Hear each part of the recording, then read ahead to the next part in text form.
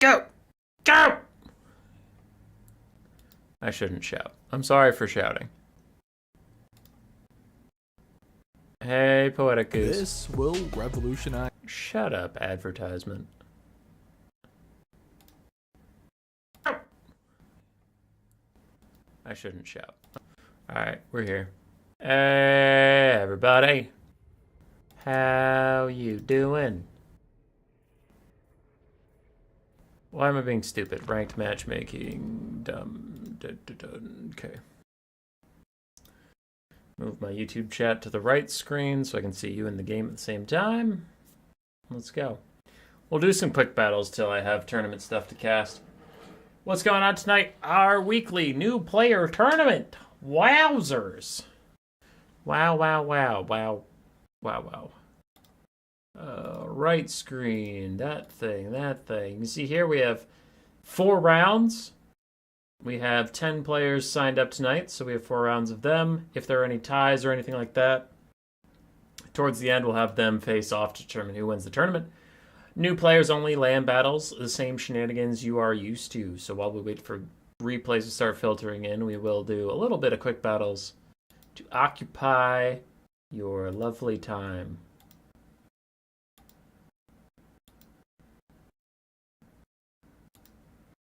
Sound good?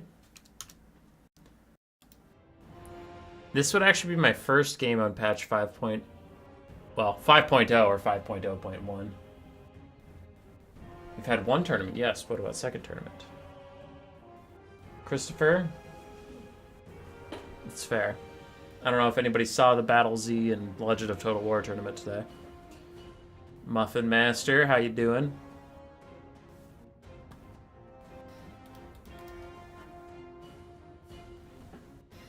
No one in the whole world is playing this game right now. That's a shame. Is that Biggs? The Biggs? I've missed you, Biggs. And yes, I remember you.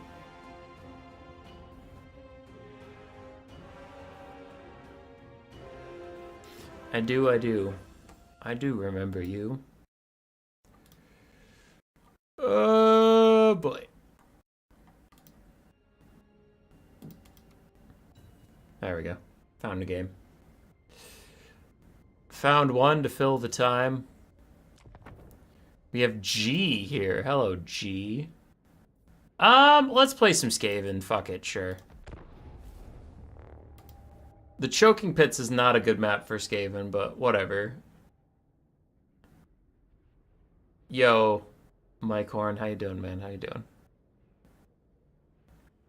Hope you're good. Just secured a business deal with Radiant Ash to do a 1v1 head-to-head campaign. That'll be fun. I'll probably lose, because Ash is much better than me at campaign stuff. But it's fine. It's all for content. The Skaven mirror match! Alright, let's fuck them up. Any Lord is fine to win the Skaven mirror match, but let's go with Queek. Queek's good. Let's go. Okay. I don't need Dwarf Gouger, honestly. I could just take Queek nice and cheap. And then let's get... I'm being pinged. Okay.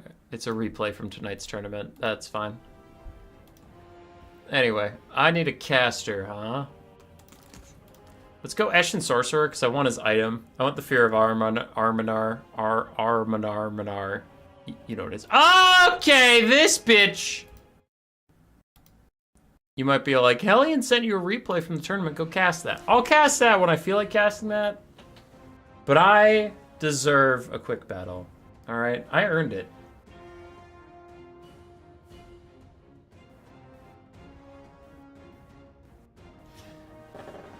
Just because G ran away from me doesn't mean I don't deserve a quick battle. I've been busy with real life work stuff. Which there's news on that front. Real life work stuff and getting ready for the DLC and prepping a bunch of tournaments and stuff. Which is what we're doing right now. So, yeah, this would actually be the first game I get to play on the live patch, which would be fun for me. God forbid I have fun. On the real life work stuff, fun news for you people is you'll get more streams. I got done with my training, so now instead of doing 5 8-hour shifts, I get to do 4 10s, which was the plan. So every Wednesday I have off of work, and I am planning to stream every Wednesday. So every Wednesday and weekend, you'll get guaranteed streams. I might do some late night streams on some of the other days, but I can't guarantee that. So, FYI. All right, Nurgle. Nurgle. I'm going to build my army, but while I do, first person to type gets it. Deathmaster Tzeentch or the Warlord on his Brood Horror. Go. What are we doing? Tzeentch or the Warlord? Either is okay here. Tzeentch is particularly weak to Rancid Visitations, but if they don't take Rancid Visitations, then Tzeentch can be kind of good. So it's risky, but whatever. Fuck it. I'll send it. I don't care. So while we think about the Lord, I will build the rest of my build.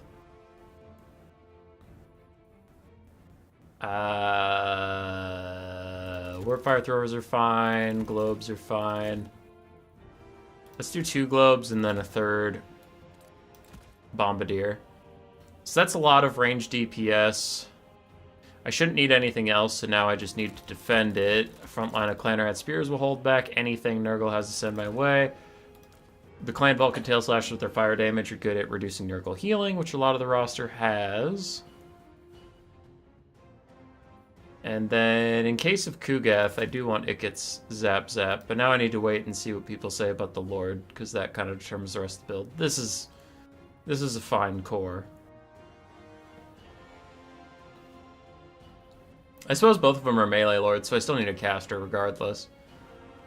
Because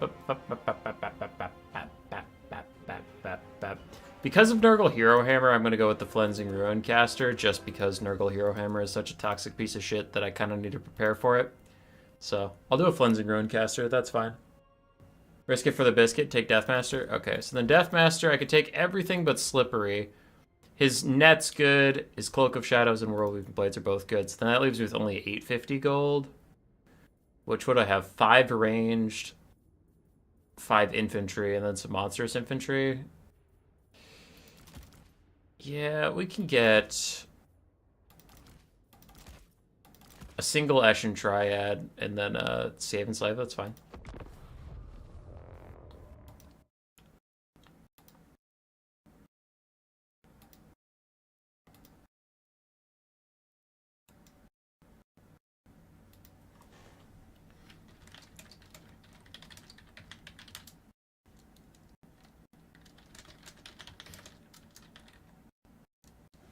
Take Queek. Queek is uniquely bad versus Nurgle.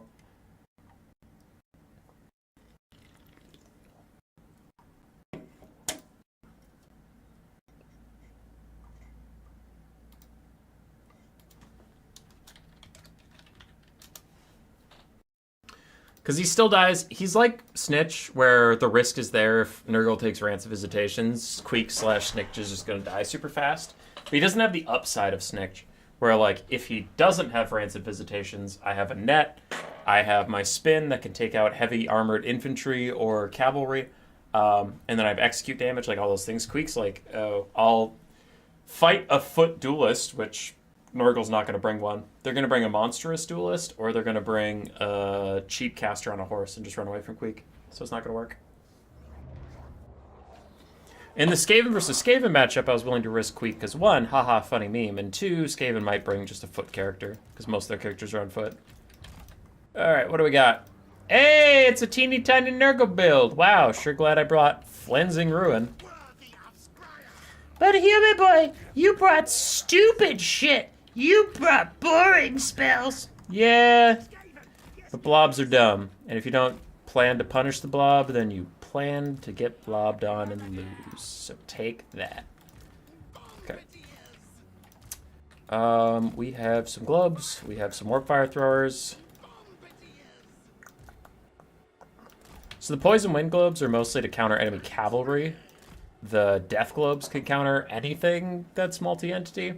And then my warp fire throwers will clear out some Nurgle infantry for me. So that's why we're staggering them that way. The green globes are behind the warp fire throwers because they're mostly here for the enemy mobility. They're not really here to help me with the front line at all. And then I'll put a Skaven slave here. And I'll put a clan rat spear here, and I can redeploy them as I need them as time goes on. Same with the triad, but I'll actually put the triad back here because they're stealth.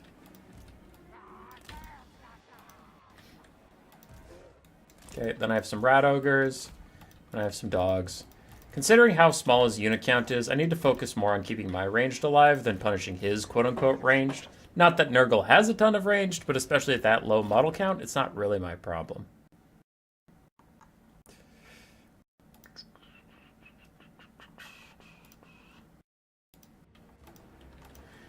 Alright, I'll try to be a polite gentleman and wait for him to ready up, but if he takes forever, then I'll ready up, but for now, I'll just wait.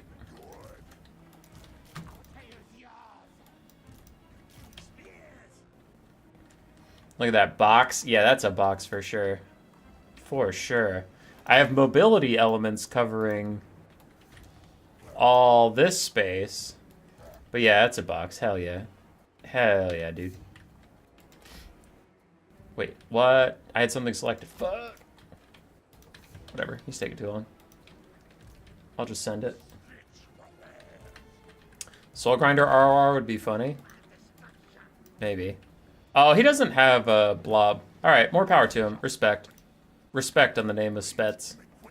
We have Marauders, Frolickers, Bubonic, Plague Bearers, more Marauders. We have some Rot Knights. We have Tarmacon on his Toad Dragon. A Chaos Sorcerer of Nurgle, and then Chaos Knights. Alright, I think he is beyond fucked. So here's what I'm going to do. You should take Ikit Zap Zap, and you should 100% just shoot at the Chaos Sorcerer of Nurgle and stop him from being able to play the game. I'm not going to do that, because I kind of want to make this more interesting. But just FYI, if you want to know how to play this actually correctly, you should just shoot at that caster all game. Or you could shoot at Tarmacon and punish him, and just tax his HP pool, and then force this guy to use Fleshy Abundance on him. I want to make this game more interesting. I might lose. Fuck it. But I am not going to target appropriately. Just with the Warp Lightning Cannon, because his build is particularly weak to my Warp Lightning Cannon, and that just feels like an unfun way to win a quick battle. So, I'll use it to poke down some Plague Bearers. I'm not just going to turn Fire at Will off and sit around and lose, but I won't optimally target it. So for now, we're getting good damage on his Plague Bearers for free. He does have some Chaos Knights and Throwing Axes coming at me from behind, but that's literally what I brought these guys for. So I'm going to reposition the Poisonwind Globes, deal with the Rot Knights, and they'll be supported by my mobility elements. And then all this stuff up here will go fight his front line. So we'll have Clan Vulcan Tail Slashers, go fight that. Warp Fire Throwers are going to shoot at these Marauders first. That's fine for me.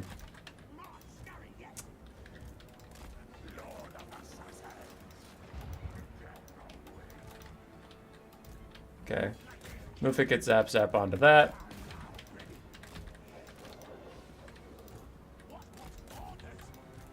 There we go. The Marauders are about to rout before we even got there. Let's net this guy right in front of my Warp Fire Throwers. Just see what... I just want to see how much damage they do, honestly. I'll start sending Triads that way to go say hello. And then to make sure I'm not completely trolling, I will Flensing Ruin the Chaos Sorcerer. Sure, why not? Okay.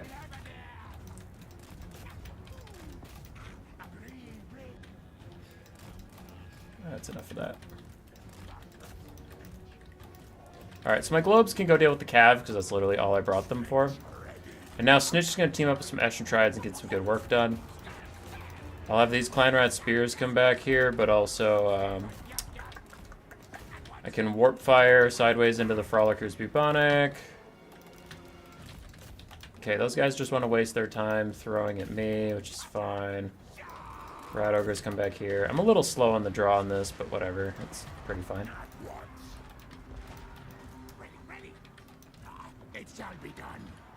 Alright, Poison Globe should be able to kill off these Chaos Knights, and then Tzeentch and the Triads are going to continue to really hurt Tamarkan. I know I've been saying it wrong, and people are giving me shit about it online, and you know what? Fair is fair, but I still vote that Tarmacon is more badass and cool than Tamarkan, because Tamarkan is poop. Alright, Warp Lightning Kate is still shooting at the Festering Stooges. I'm going to turn and shoot at these Rot Knights, just because, but again, the correct target is Tamerkin. I'm not pretending that is, you know, not pretending I'm doing this particularly well, but his build's just super weak to my Warp Lightning Cannon. Okay, globes take care of that. You guys can recharge these. Warp Fire Throwers. Go for the Nurglings. I'll move some guys out of your way. I don't want to shoot at the Rot Knights because Rot Knights are faster, and also it'll probably just hit my Rat Ogres, and then they'll die. So why am I not netting Tamerkin right now? Deathmaster Sigil has an explosion that actually does a significant amount of damage, and I really don't want to pop that in the middle of my own triads, because it will fuck them up real bad. So, FYI, if you're ever using Deathmaster Tzeentch, don't use his explosion in your own troops. It will be very bad. Warp Fire Thrower is continuing to bother the Nurglings and be a giant piece of garbage. I wonder, does this spin do a lot of damage because he's huge? It did a decent little bit. Alright, so now that he's running away, and my guys have already routed off, now I'm going to net him so I can get a rear attack, and Tzeentch has the scaling damage based on his low HP, which is very low, so we're kicking his ass. Marauder Horsemen have got onto my globes. It's pretty whatever. It's fine. My Triads are back to help Tzeentch out a little bit. Warp Lightning Cannon still trying to get rid of those Rot Knights who are proving rather persistent. And now Tzeentch is going to get Feast of the Maggot Lord. We'll see if he can withstand that. Oh, it didn't pop yet? There it is. Now it got him.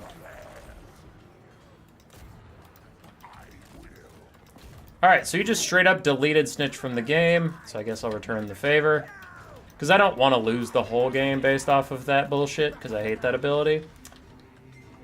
So I'll actually start targeting him with the right unit, but that'll finish him off, and then we should be able to win from there. I love how he's almost heal capped. Warp Fire Thrower is trying to get the Plague Bearers of Nurgle to start Demonic Instability crumbling. We'll follow it off with their Marauders. Does a lot of damage. Miguel Alvarez with the €5 Grill Nightcap. 1 backs you on the EU tourney. What up, dude? Thanks for the support. It's always welcome.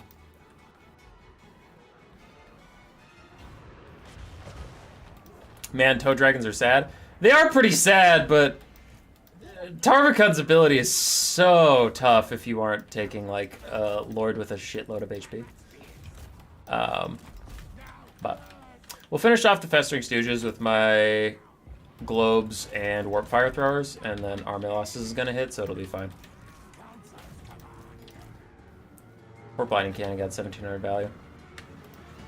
Yeah, I like Warp Fire Throwers now. I think they're good. I think they're solid support units.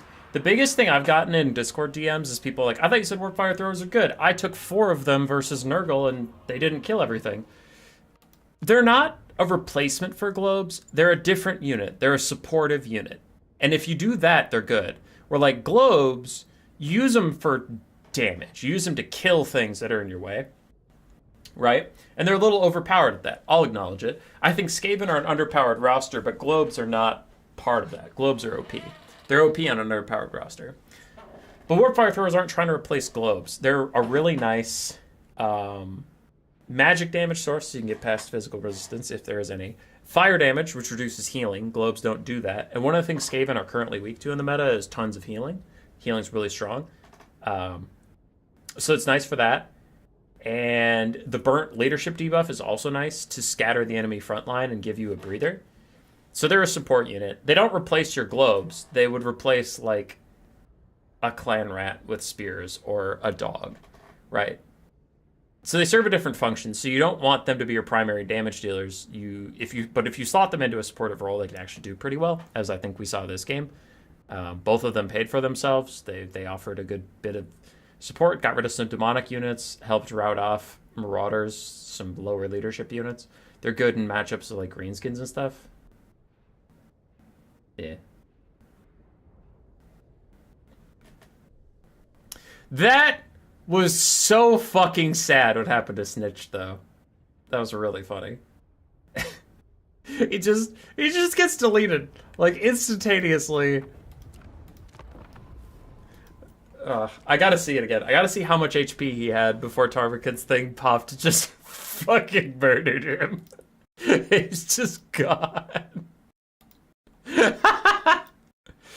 Alright. We have some new player replays streaming in, so I will be covering those in just a second. I just want to watch Tzeentch die.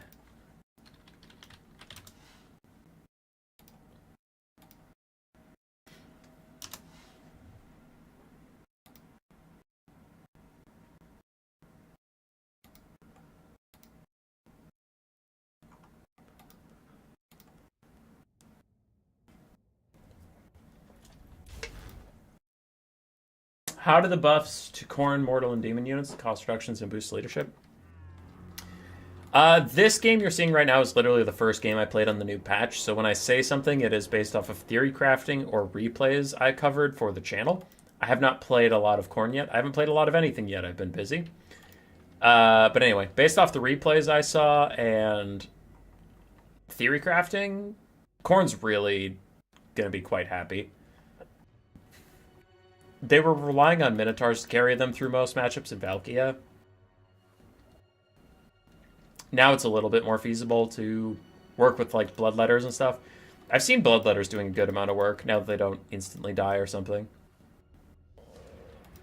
Look at Tzeentch and the Triads go. I didn't check the Triad value. Holy shit! Look at the Triads go! They're kicking his ass! Alright, alright.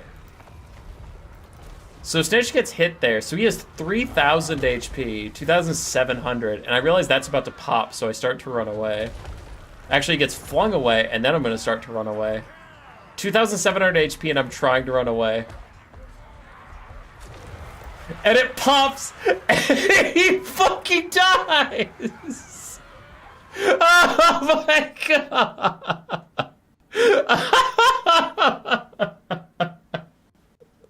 It just fucking kills him. Jesus Christ.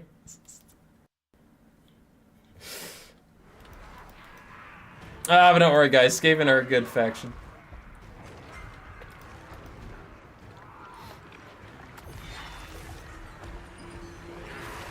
Did he die or did he rout? Warlock Engineer shattered. Tzeentch didn't shatter. Tzeentch must have died. Because I don't see him running around. But I don't see his body either.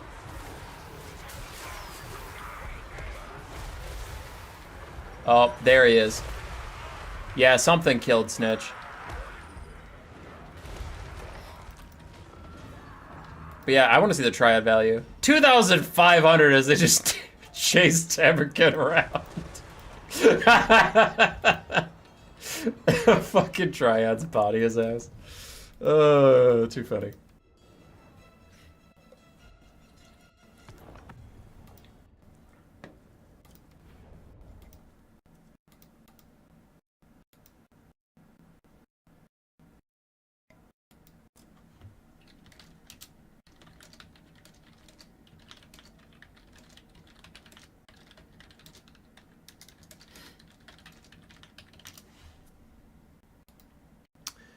Okay. So let's take that little... We'll take this down. And focus on what y'all actually came here for. Some new player shenanigans. Valkyria's Demon Shield counters Tamerkin's thing? Yeah, probably. Let's go. Got some dwarves. If you care... If you care, the unit bans for tonight's tournament, just like things that players cannot bring. Thunderbarge, the Carmine Dragon, Czarina's Chariot is still bugged. It got like mostly fixed, but it is still bugged where if she's routing, she can hit you while she's running away, which is not a thing units should be able to do. And then Empire armies can either take one steam tank or a land ship, not both. So steam tanks aren't banned, land ships aren't banned, but you can't take both of them if you care. All right, we have Hammered Zebra versus the best. Well, it's just the best. It's not the best. Dark Elves for Hammered Zebra. We have some Cold One Dread Knights, Dark Riders, and Cold One Knights. Dark Rider repeater crossbows as well. 1 Bolt Thrower, 2 Black Arc Corsairs, a Feral Manticore, and a Fire Sorceress with Burning Head and Fireball. The Supreme Sorceress of Death with Purple Sun, Spirit Leech, and Arnzapal's Black Horror. Holy shit, that is a weird Dark Elf army. I'm here for it.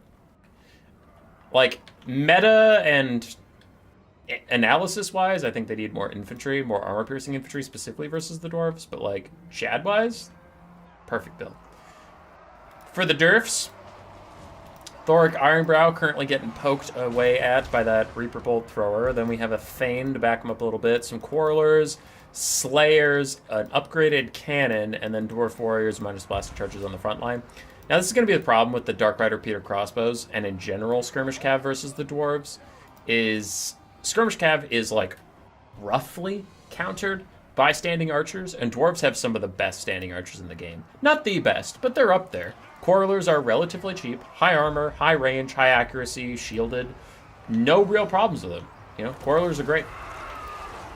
Burning Head out from the Dark Elves, tries to go through some of the Dwarven lines. The angle it took is a bit odd, and the Dwarves dodge a little bit as Thoric takes his Spirit Leech and continues to get poked by that Bolt Thrower. And the Cannon is trying to counterfire, though Elven Bolt Throwers are relatively low to the ground. They can be pretty hard to actually take models off of them. Downhill charge from Dark Riders into Slayers. You think the mass difference would really benefit the Dark Riders, but the Slayers are more than ready for it, shredding through these Dark Riders, doing incredible damage. And the 2 Black Arc Corsairs are here, and they're just going to get minus blasted charged right in the face. Damn. Cold and Dread Knights trying to pick a fight, but they're fighting Slayers and Dwarf Warriors. The Dwarf Warriors they'll do fine against, but the Slayers will tear them apart, as we've seen. And the Bolt Thrower is still 3 out of 4 models, not bad, as the Cannon keeps trying to pick them off. For now, the Elves are holding. I'm really concerned about this Dark Elf build's ability to kill off Dwarven infantry. They don't have a lot of infantry killing in this build. Like, they have some decent Lord Snipe. They'll probably kill Thoric. They might even get back to some of the ranged assets. But in the end, if you're just going to have a bunch of Slayers, Longbeards, and Dwarf Warriors, like, you'll grind down this Dark Elf build. There's not a lot that it can do about that. Cold One Knights get destroyed on the charge. Feral Manticore's trying to disrupt the Cannon and keep the Bolt Thrower alive, as the Bolt Thrower's down to only 2 out of the 4 total models, and Quarrelers are teeing off on the Cold and Dread Knights, wrecking them as well. This is a tough matchup for the Dark Elves, especially after the DLC buffs the Dwarves got. I still think you kind of have to go with the Harganeth Executioner route. Get some light cav to chase off things when you can. Otherwise, just focus on as many armor-piercing infantry as possible and grind through the Dwarves that way. Because expensive monsters, the Dwarves are usually pretty good at just ignoring them or surrounding them in Slayers like this poor Manticore is right now as he gets chunked out. And then your heavy cav doesn't really do too much. Dark Elf heavy cav in general isn't great at clearing out infantry. It can, but not at a cost-effective rate for how expensive they are. And then Dwarves are particularly good against them with all of their charge defense versus large, charge defense versus all, Slayers, and then their Quarrelers counterfiring, stuff like that. So, if you care, I mean, if Hammered Zebra was just having a laugh and doing whatever he felt like, then cool. But if you actually want my opinion on things, you probably want to spam Shades and Dark Shards for your armor-piercing missiles. And then a bunch of Harganeth Executioners, Black Arc Corsairs, Bleak Swords, that kind of thing. And then only take, like, honestly, just 2 Dark Riders for some mobility. And don't even attack with them. Whoop, fuck. Alright, didn't want that. Don't even attack with them. Just take the Dark Riders around here. And as you slowly push through their front line, front to back, when anything routes, your Dark Riders just kind of swoop in and follow it off the map and make sure the Dwarves can't rally. Because Dwarven leadership is really, really good. It's one of their faction traits. So you can't let them get that 2nd, 3rd, 4th, 5th wind to keep coming back and fighting you and grinding you down. You have to, when you route them, chase them off. That's all I'd use Dark Riders for. Because the Dark Elf Cavalry just doesn't have the bump and grind potential in this matchup to really be that useful versus the Dwarves.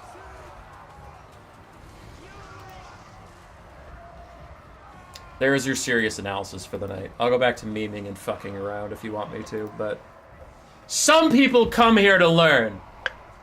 And I, as literally the best player in the entire world, am happy to share my knowledge. Is the Carmine Dragon Laser Breath the issue? Yes. Yes. So I'm biased and shitty and awful because I don't think the Carmine Dragon's a problem. I think its laser breath is really strong, I get that, but also I think it's really fucking expensive for a caster without a lot of healing. But I don't know. A lot of people have issues with it, and I'd rather more people have a good time than me just be a shitter and, you know, put my stake to the ground. Wow, that did no damage! Oh my god. That did nothing. Oh, it's only 33% armor piercing and 9 damage. Okay, whatever. Well, that was disappointing. You suck, Arnzapal. Your black horror is nothing but a mildly gray spook. But yeah, a lot of people don't like the laser breath, to answer your question before I get too distracted. Army losses is coming in soon here for the Dark Elves. There's just not a lot they can do from this juncture. Solid dwarf build, solid dwarf play. But I think Hammered Zebra just didn't quite have the build necessary to deal with the dwarves in the current day and age. And suffered for it. Because this doesn't have a single DLC unit. This is all old stuff. And sure, Cannon's got an accuracy buff, but that's not what won this game. Right? Quarrelers didn't get any changes, and they fucking did amazing. They bodied everybody. So it is just something you have to be careful of.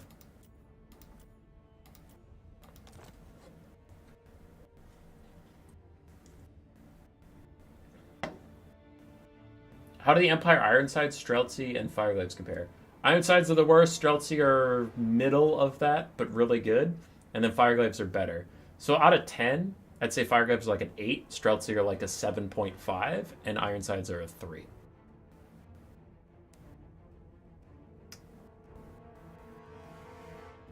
I think that Man-Eater Great Weapons are a sleeper unit this patch. They hit as hard as hell, and unlike Crushers, have insane sustained combat stats. Brian G, that's fair. I honestly have never been a Crushers man. It's weird, but like I have an Ogre Kingdoms template that I use, and then I alter it based on the matchup I'm in. But I don't really want to give it away for free right now because I'm getting a bunch of wins off of it, and no one else seems to play Ogre Kingdoms like I do. So I'm like, well, shit, if no one else has figured this out, I don't exactly want to give it away for free right now. But yeah, I think Ogres are still pretty strong.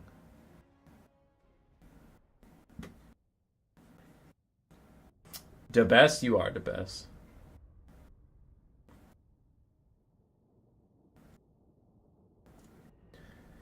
All right. Game 2 is between Hellion and Siriath. Siriath? Don't know how to say that name, but I'm trying my best. Dark Elves again versus the Chaos Dwarves. You don't know if the Dark Elf you don't know if the Laser Breath is actually worse than Yembo. Yeah, I think the Dark Elf Laser Breath, I don't know why I keep saying Dark Elf. The Laser Breath of Elspeth has the same issues for me that Yambo has, where everyone was worried, and this is just my opinion, other people have very valid opinions and reasons for banning it. You're only getting one side of the story. But I think it's exactly like Yembo. Where everybody, when he was coming out, people were like, Yembo is ridiculous, Yembo is broken, Yembo is impossible to deal with, and all this stuff. And I was like, Yembo is 3,000 fucking gold for a shitty footcaster. Yes, he has an execute, but unless the enemy lord is also worth 3,000 gold, you're probably not going to want him. And everyone's like, Human Boy, you're stupid. Human Boy, you suck. And then Yenbo came out, and I never saw Yenbo in a competitive game. And I was like, I mean, yeah, he's 3,000 fucking gold. So I feel the same about the Carmine Dragon. And again, there are people who have reasonable concerns. They are very good players. Some of the people with these concerns are better players than I am. So they're smart people, but it is just my experience from playing the early access and then watching games is the laser breath attack is cool, but remember, you have to get 3,000 value back out of Elspeth for it to be worth it. That's hard to do. So like, if you're playing into Empire, now think about the Empire. War wagons, handguns, These new Hochland long rifles, the steam tank, upgraded cannons, Spirit Leech already existed. Karl Franz is an anti-large duelist already. Boris Todbringer has some good buffs and debuffs. They have Demigryph Knights with halberds. They have regular halberds. They have Huntsmen with Plague of Rust teamed up with it. They have Final Transmutation. And then they have Elspeth with a Laser Breath. If you take a 3,000 gold big-ass lord and the Elspeth Dragon Laser Breaths you and kills you, yeah, that's going to happen, but even if they didn't take Elspeth, what were they going to do? They were going to shoot your dumb ass. They were going to take Huntsman and Plague of Rust and fuck you up. They were going to take handguns and fuck you up. War wagons were going to fuck you up. Empire is amazing at killing large targets. So why would you bring one? How I was beating Elspeth in early access is just taking a shitty Footlord, going super wide, demolishing her whole army. Yeah, she killed my lord. Fuck her. I don't care. Her whole army's dead, and I have like 19 bros sitting on the ground like, you gotta land now. And she's like, where'd my army go? And I go, I don't know. While you were sniping a 500 gold Skaven warlord, I killed literally everything else. So that's my take on it, but again, that's one side of the story. I don't honestly think she's that overpowered. I think she's strong, sure, but I don't think she's ban-worthy. But I got outvoted. I'll take the L. Necromancer upgraded your membership to Poisonman Globadier. Hell yeah! The game in front of us, however. We do have Dark Elves again with Cold One Knights, Dread Spears, Morathi, Double Master, and then Sisters of Slaughter and Witch Elves. On the other side, Chaos Dwarves trying to hold them back. Hobgoblin Sneaky Gits and Hobgoblin Wolf Raiders doing some skirmishing on the flanks. We also have a Sorcerer Prophet of Death with just Fate of Buna, and a Demon Sorcerer of Fire with just Burning Head. The Demon's Tongue, Iron Demon ROR, and then more Hobgoblin Sneaky Gits and Infernal Guard with Fire Glaives. Now, Pit of Shades starts off from Morathi. If it's overcast, it might kill that whole unit, but if it's undercast, it really won't do that much as the skirmish continues on this side. The Cold Knights are really feeling the pressure, though, from this skirmish. They are not loving that. That looks to be an overcast from Morathi. Maybe? I'm not sure, because these guys don't actually have spell resist. They're not, like, normal dwarves in that aspect. Sisters of Slaughter sprinting in to deal with the Goblin Laborers.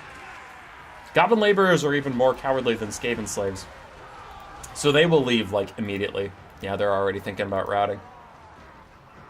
And the Infernal Guard, while they took a lot of damage, they still have 80 out of 80 models, which means their DPS is completely normal. Like, they haven't actually lost anybody. Big Burning Head down the line, that's going to be huge, because that's also hitting Witch Elves who are rampaging. They can't dodge while they're rampaging. Oh, that's like 3 units dead! Huge Burning Head in from the Chaos Dwarves, and they're ahead on the balance of power. I definitely agree, as the Iron Demon is also kind of going nuts through these guys. Dark Elves get their Murderous Mastery and Murderous Prowess popped, so they'll get a little bit more leadership, a little bit more oomph. And a lot of the Chaos Dwarf frontline is leaving. For the Dark Elves, their Heavy Cav has taken a lot of damage, and their Infantry have taken some damage. Though they did win the frontline fight, they still have very healthy single entities. And those might be enough to win it. Demon Smith Sorcerer landed for a bit. Looks like Cold Knights are trying to keep him on the ground no matter what. As more of them streak in, he's actually going to get surrounded, but his bull has a lot of mass. He might be able to just path through this, honestly. What's getting cast here? What is this? Soul Stealer? Soul Stealer. Alright, it's not a Final Transmutation. The Dark Elves don't have to worry. Morathi is healing up, also punishing the 2 single entities, and the Double Masters are going nuts on the Demon's Tongue right now. That thing was like full HP when it opted into this fight. Now it's at half.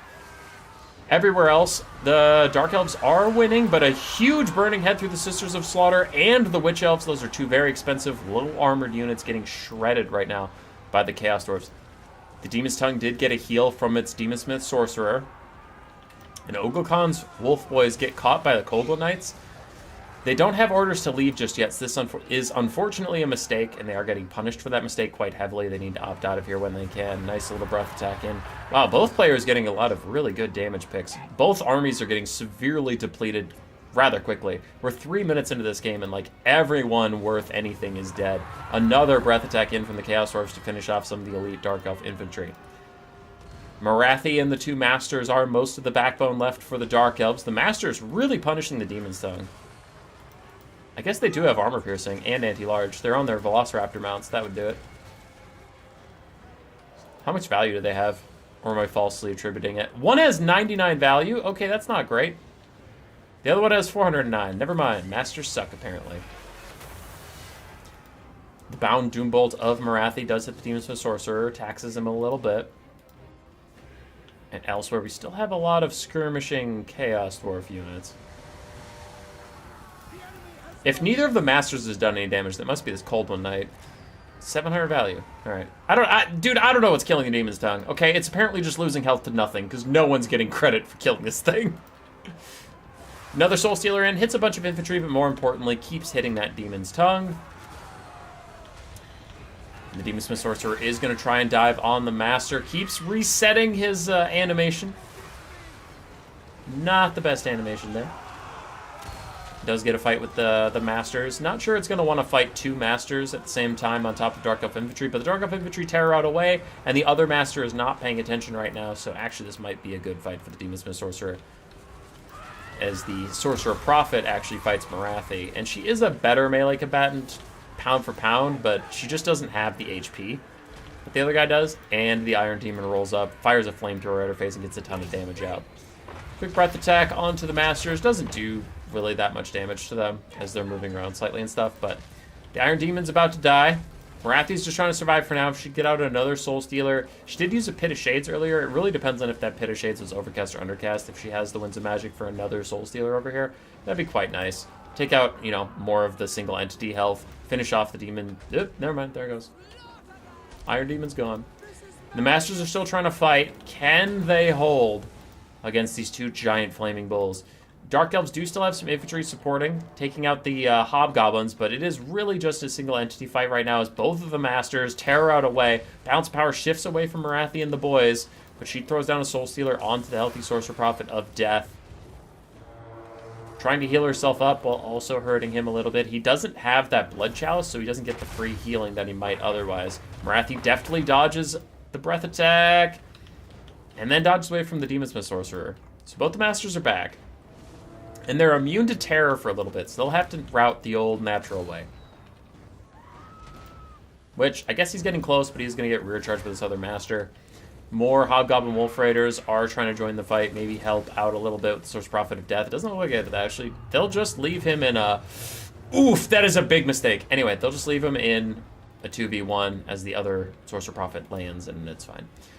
Fate of Buna does not do any damage at all to single entities. It is for multi-entities only, so unfortunately that is just a miscast, but I guess with Burning Head and then Fate of Buna, it's not like he had a ton of great targets, but still, just saying it's not worth casting a single entity. Melkoth's onto the Demon Smith Sorcerer, not going to do that much damage, but I think she's casting it for the slow, so he gets off her butt. Dark Elves are out of it at this point. She takes a giant chunk from a rear charge of the Demon Smith Sorcerer. Army losses is right around the corner. I'm kind of surprised it hasn't popped already, but if she gets hit one more time, then it will for sure happen. He's missing a bunch. Morathi's trying to hold. There's no shot she beats everyone, but I'm just waiting for her to get hit one more time so army losses will proc. She terror routes. There's army losses.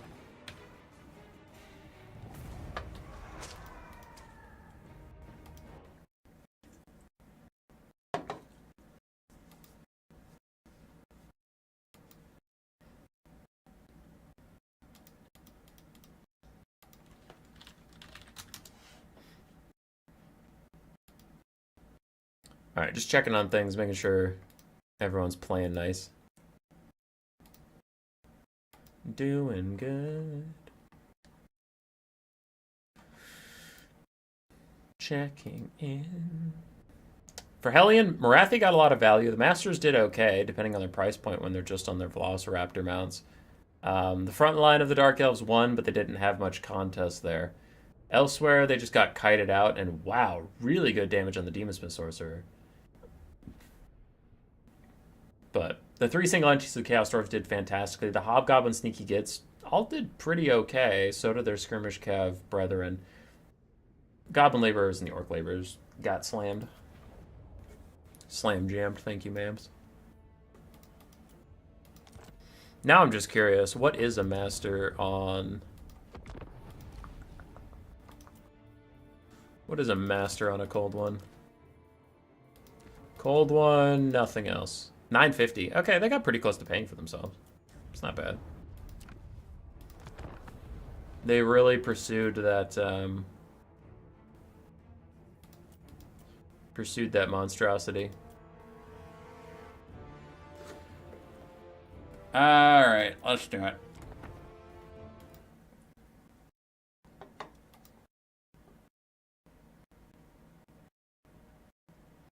The Bretonnia faction that struggles with SE would be different, but on Empire, those abilities kind of double down on things the faction already does. Skaven actually survived a Lord Sniper. Did you use Power Grab? No. High Total War Neighbor. Ironsides actually beat Infernal Guard Shooty Boys. I am shocked that that is true. I would have to test that.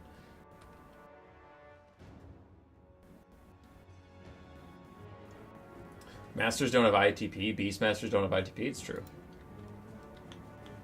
Should I go get a brownie right now? Yes. Yes! Are the Dark Elf Beastmasters good versus the Mounts? No. Generally, the Masters aren't very good versus anything, but I guess the Hero Masters did okay. I still don't think they're very good, but they did okay there at harassing the Iron Demon around. Hi, Swirly. Alright. For Hellion versus a name that's hard to pronounce, but I don't want to be stupid, so I'll try. Sirinth. We have the Lord Snipe Empire, Templeoff Luminarch, Marcus Wolfheart. I'm just going to pause this real quick. Marcus Wolfheart, then a Spirit Leech and Fate of Buna caster, and a Great Cannon. That is so much single entity snipe. 2 Great Cannons. Okay. Elsewhere, they have 3 Empire Knights, 2 Great Swords, and then some Halberdiers and Spearmen. These guys do not have a lot of width. I'm worried the Witch Elves will actually just carry this whole game. On the other side for the Dark Elves, we have the Crows of Cain, Dark Riders, some Dark Rider Repeater Crossbows, some Cold One Knights, 3 of those, and then Witch Elves that they need to contact the Empire frontline and they need to immediately pop their Witch Brew and slam through these idiots and get to the back line as fast as possible.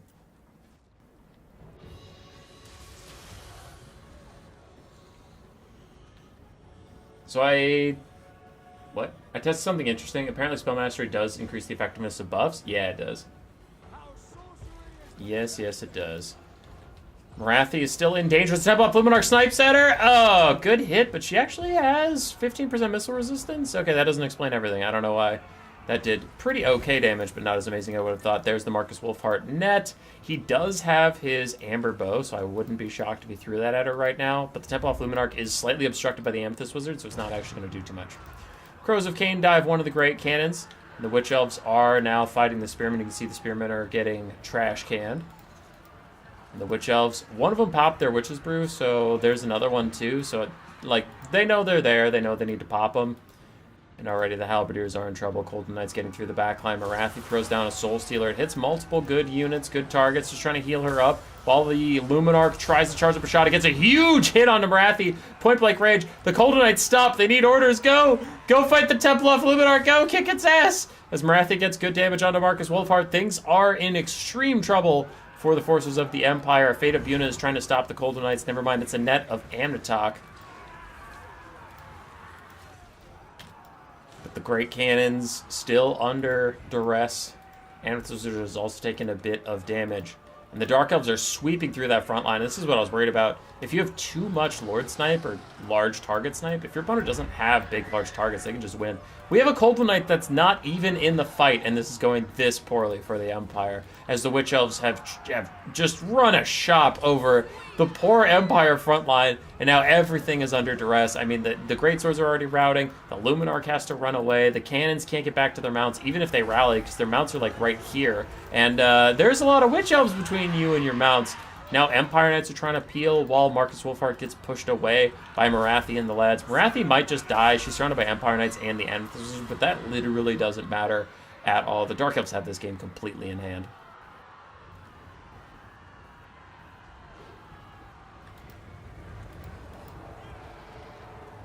They dedicated themselves completely to the Lord Snipe, and while they did do a ton of damage to Marathi, it's not going to be enough to win the whole game. If it was versus Skaven, sure. Sure, you can win a whole game off killing Skaven Lord, but not like this.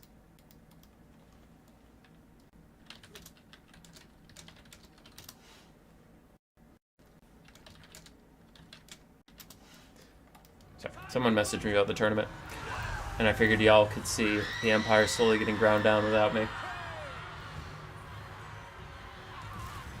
If the Luminarch routes, they'll probably army loss, because that's holding up a ton of their balance of power. Luminarch routed, there's the army loss. He's a genius. It's your boy, Hummus Caster. Now, I did notice that BattleZ has 11,000 subscribers, and I have 9,000, so we're only 2,000 apart. I also noticed that he had 660 viewers, and I had 90. So here's what I'll say. It's all your guys' fault. You are failing me. I'm not failing you. You're failing me. I just want you to know that. I want you to feel bad. For the Empire, it was a pretty one-sided game, so nothing here is going to get crazy value, but the Fate of Unicaster and Temple of the North did fine. Marathi did okay, mostly got sniped.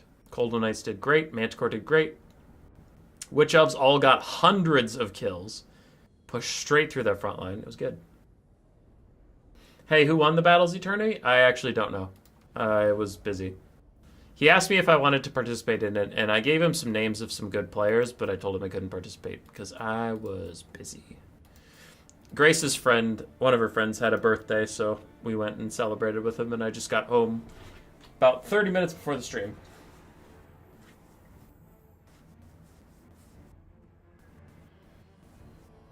He has a decent following on Twitch, probably decent amount of crossover. Nope. Nope, Joseph, that's not true. I refuse. I like to just throw out wild accusations with no backup whatsoever and feel sorry for myself.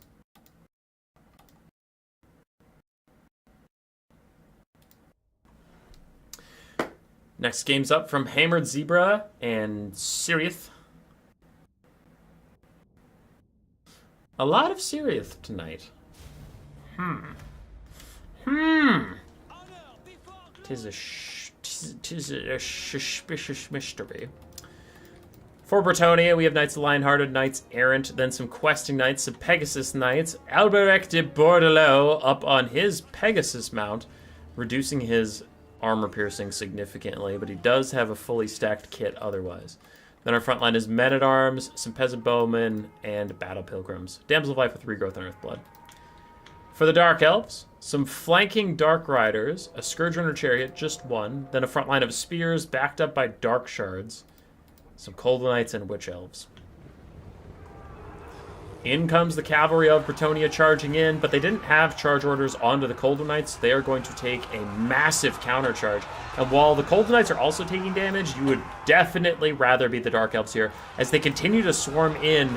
And that is going to be a bit of a whoopsie here from Bretonnia, overcommitting severely. And a Soul Stealer now hits some of their knights. Already we've lost a Questing Knight. That is a very expensive knight to lose. And then there's Knights Errant and Pegasus Knights also in dire straits. Damn, Bretonnia proving too aggressive at the start and getting punished for that. Dude, there's a lot of Dark Elves tonight. Has there been a Dark Elf literally every single game? It was Dark Elves Dwarves, Dark Elves Empire, Dark Elves something else. What was the second game? What was the second game?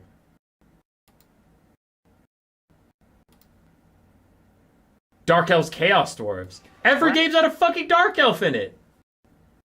And yet, thank you, Izzy. And yet, Dark Elf mains will come into my chat or my DMs and be like, Dark Elves are so bad. I don't know why everybody plays Dark Elves. They're so fucking bad. They're in every game, dude. Anyway, I digress. Alberic has popped a lot of his buffs. He is fighting against Supreme Sorceress of Death, getting some good hits out while she tries to fight back. She is a big spooky dragon lady, but her combat stats really aren't anything to write home about. 50, 46 isn't incredible. And then Alberic is sitting over here with 42 bonus versus large, so he's kind of whooping her ass. Dark Elves are taking it to Bretonnia on the ground. Their front line is holding okay, but their cavalry is winning wherever it goes. They've just gotten better engagements, which is really hurting Bretonnia here. And they'll need to rely on, I guess, Alberic beating the crap out of the Sorceress of Dark, but also some heal spam to get through this. Balance power is about 50-50. The Dark Elves have lost some Dark Shards in the backline to various Bretonnians diving them. And, of course, Alberic is getting a lot of damage out on the Supreme Sorceress. And that Damsel of Life is literally full HP and yet thinking about routing. That's a little spooky. Huge breath attack onto Battle Pilgrims who are just trying to join the fight as Cold One Knights and Witch Elves get close to killing the damsel off, or at least routing her, and then she could be walked off the map. Dark Elf Sorceress is in another fight with Alberic. See what damage she can get out. I mean, if they have a way of killing the Damsel of Life or getting her off the map, then this is fine, because she can Soul Steal her and Alberic can't heal himself. Dark Elves in the backfield still fighting the Bretonnians to a standstill, but they're winning the slow grind at this point. Without heal spam from Bretonnia, they'll be okay. And yeah, they actually routed the damsel while she's still got nearly full health. That is just shocking to me. Alberic's going to use a Trident of Manon. That should do pretty good damage to the Dread Spears, though they're going to try and dodge it. It's good stuff by the Dark Elves here. Supreme Sorcerers of Death still fighting. Sorry, Dark, not Death. Fighting Alberic. Alberic might win that. She's probably going to want to try and kite this out, like run away, cast some Soul Stealers, heal up, all that sort of jazz. But even if she dies, again, I think like a previous game in the night, the Dark Elves will probably still win, even if she dies.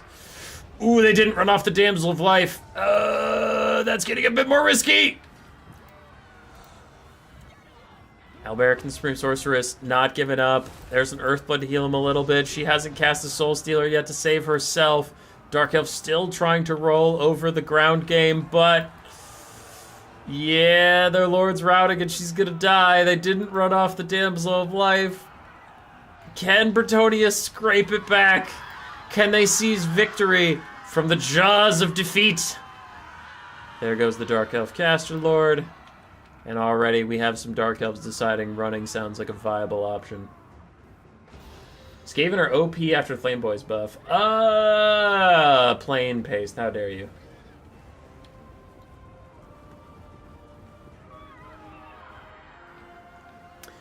You think that Pegasus Knights suck for their price point? I don't think they're great. I agree. I don't think they're great, but if you know you're getting an air fight, then they're fine.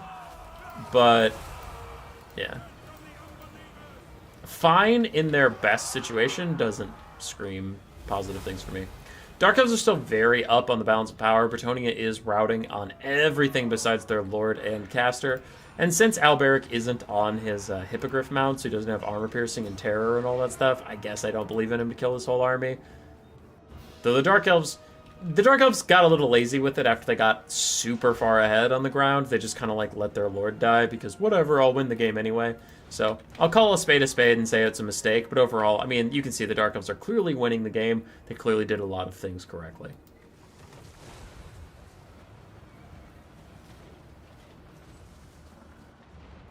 Way gets it. Way knows what's up. Hammond, what'd you think of the mod? I responded to you about the mod. I thought it was great. I loved it. Elspeth von Ratten. It was good. It was good stuff. Hellion sent me a sus replay.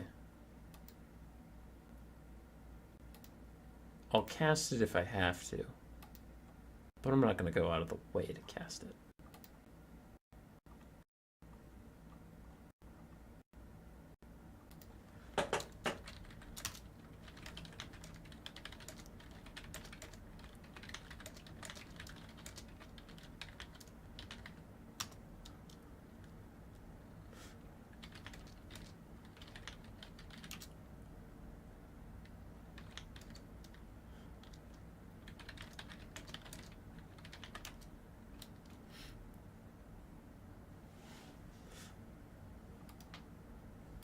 Alright. Hammered Zebra with 3,100 value on Alberic. Well, 3,000. I guess 46 rounds down, not up.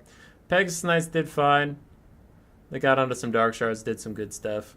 The other Knights got largely cheeks clapped. For Ciri, 2,300 for the Dark Elf Caster, but then the Cold Knights got a lot of value. Scourger and Chariots did fine. Witch Elves and Dread Spears and Dark Riders did good. Dark Shards got shut down, so that's okay. I accept.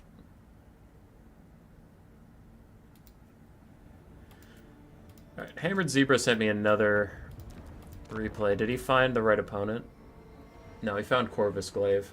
Okay.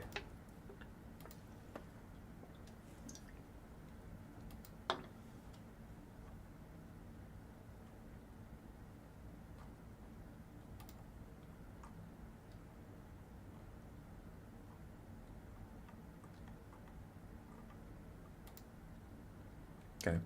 I'm just going to make sure that someone can find... one of our contestants tonight is on a Turin server, not on mine.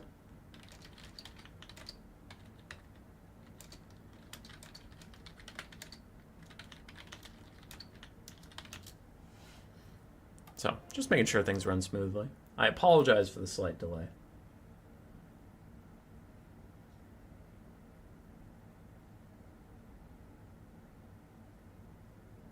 Alright, 104 kg on the bench. 1 second.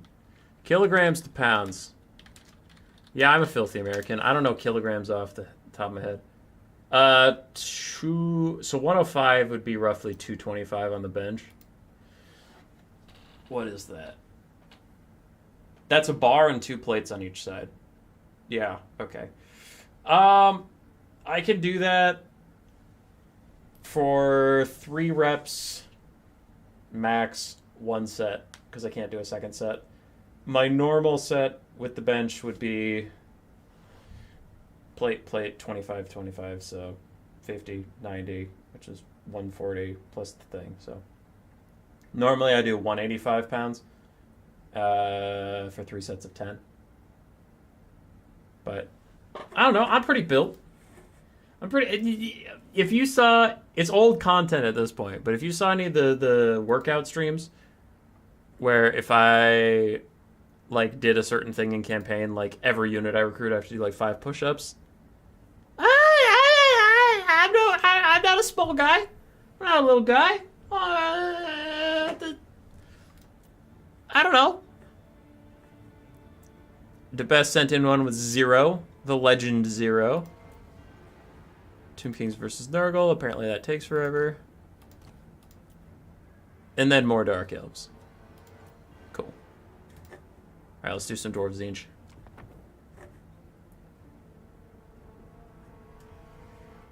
You natty on Warhammer 3 or use cheats? Oh, I use cheats on Warhammer 3. Just not steroids, but yeah. Warhammer 3? I cheat all day. All day. I have wall hacks, aimbot, hot coffee mod.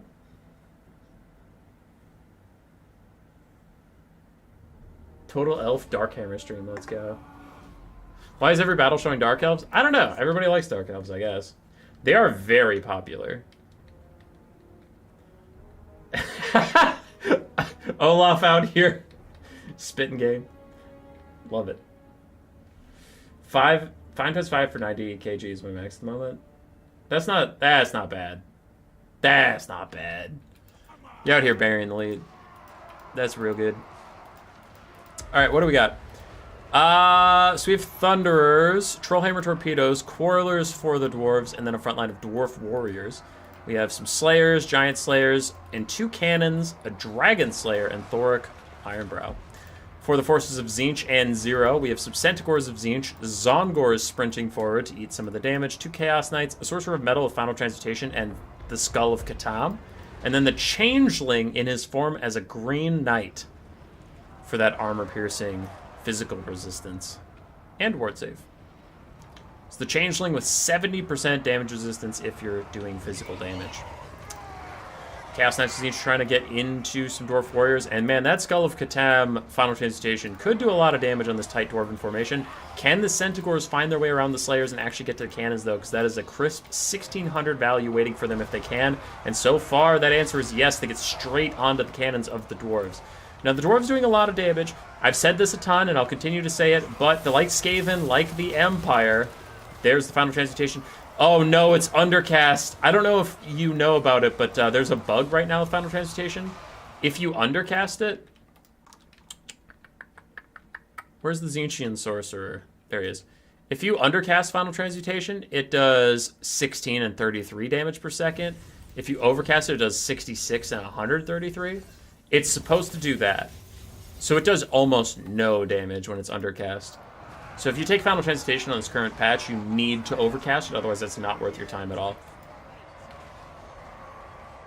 You ever consider doing a drink alcohol stream? Not a ton. I have a rare genetic condition where my liver is not the healthiest, so I need to be nice to him, because I'll need him later in life.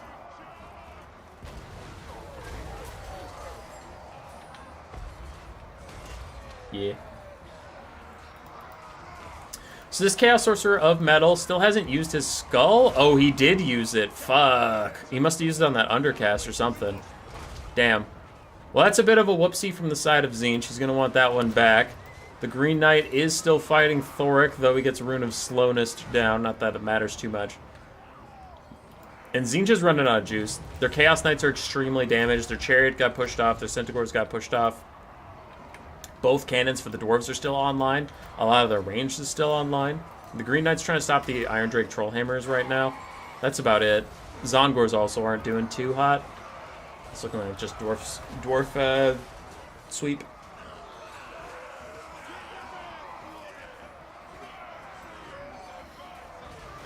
Damn.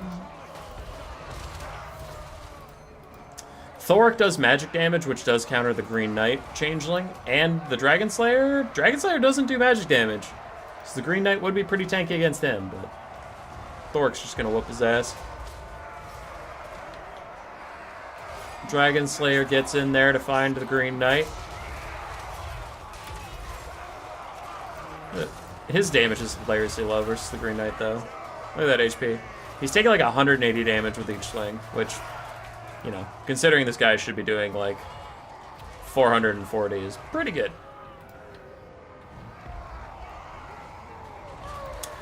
This is the patch of the Dwarf as they continue to beat up on every faction that gets in their way.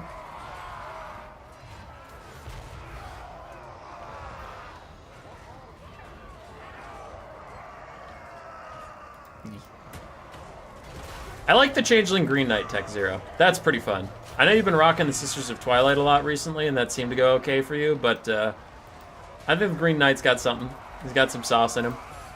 Does he cause terror? Why doesn't he cause terror? Every other ghost in the game causes terror. Another Final Transmutation undercast. And it's like, you can see how it's like literally doing no damage. It is bugged. If you overcast it, it's fine. It's the Final Fantasy you remember, but if you undercast it, it does literally nothing. Army loss is going to set in soon, so I did just hit the fast forward button. Everybody's leaving besides the Green Knight. Green Knight's unbreakable. I don't think the Changeling's unbreakable, though, so if you transform him, he would instantly rout. Yeah, like that.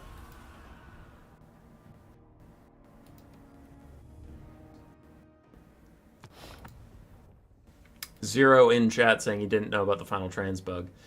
That's kind of a crucial part. Kind of a crucial part. Understandable. For the best, Dragon Slayer did okay. Giant Slayers and Slayers did alright. Cannons did alright. Thunders and Trollhammer Torpedoes did pretty darn well. But they held overall. I can chalk that game up to not knowing the Final Transmutation stuff, because then he was pretty much operating without a caster all game. It's pretty brutal.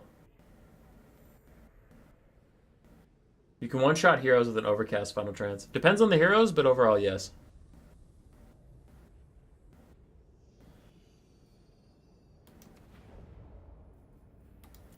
Okay. How's the tournament doing? Do I need to care? We're getting close to the end.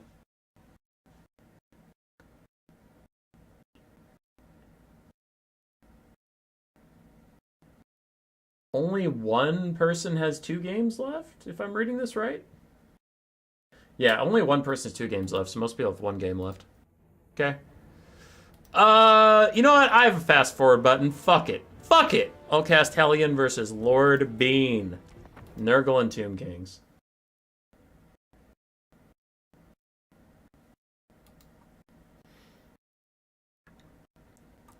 Hellion named us something like Unholy Grind, so I'm not exactly going into this excited.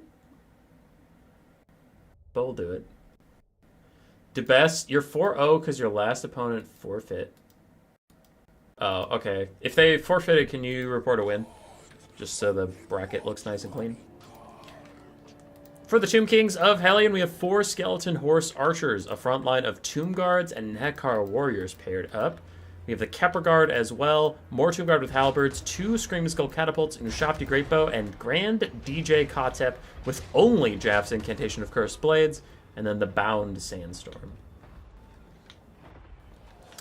On the other side, we have Chaos Furies of Nurgle, Marauders of Nurgle, Pestigors as well, a Chaos Lord of Nurgle with his Father of Blades and Rot or Die, Frolickers Bubonic, an Exalted Hero, a Chaos Sorcerer of Nurgle with Fleshy Abundance and Stream of Corruption, and then we do have 1 Rot Knight. Very diverse Nurgle build, actually. A lot of units.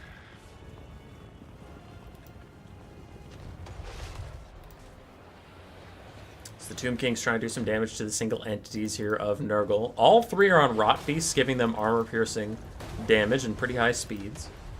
The Tomb Kings should be able to clear out this Nurgle infantry. It is just Marauders, it's just Nekar Warriors after all. But I do worry about their ability to take out the single entity trio. Stream of Corruption goes down, pokes a little bit of the Tomb Guards and Nekar Warriors a bit. And I don't know, the Tomb Kings are not going to want to be stacking up, unfortunately, for them. They need to be spreading out, because there's so many Nurgle infantry coming in that you kind of need to cover more area than you do need to, like, clump up and win one fight. Rot or Die is out, leadership and melee damage reflection for the Nurgle lads up front. And the Frolickers Bubonic are actually getting double melee damage reflection right now, because they also have their, that thing. So kind of wrecking the Tomb King's front line with their melee damage reflection. Pestigors are in to fight Tomb Guard. I don't know who will win. My heart says the Tomb Guard, but Pestigors have been outperforming recently with 33 melee attack. You don't think that they would shred fools, but man, they do. They do such good work. Some Pestigors and Marauders are starting to rout that, though, and this is more of what I was thinking, is that, you know, the Tomb King's front line should be able to hold off the Nurgle front line. My more issue is these 3 single entities. They'll be extremely tough for the Tomb Kings. One Ushapti's still doing its best. But even Kotep brought... I guess Cursed Blades can be overcast to give anti-large. But it's not like Arkin with Spirit Leech or something where you can constantly poke these guys down. It is like a, I don't know what's going to kill them moment. Chaos Furies of Nurgle plus the single entities trying to chase down the Ushapti Greatbows. Correctly identifying that they're the only units that can really do significant damage to the single entities. Scream Skull Catapults are now beset by crazy Rot Beasts. Goodbye, poor Catapult. Goodbye. That Nurgle Rush is so good right now, to be honest. Yeah. Nurgle's in a really good spot. I feel like there's a lot of counterplay to them. I don't think they're an A or S tier faction. I think they're like B, which is middle of the road fine. But, yeah. I think Nurgle is more fun and enjoyable to fight than they were before the patch, which is interesting. It's interesting that a faction can get stronger, but also be more fun to fight than they were when they were weaker. Because old Nurgle was just blob and hope, and that shit sucked ass.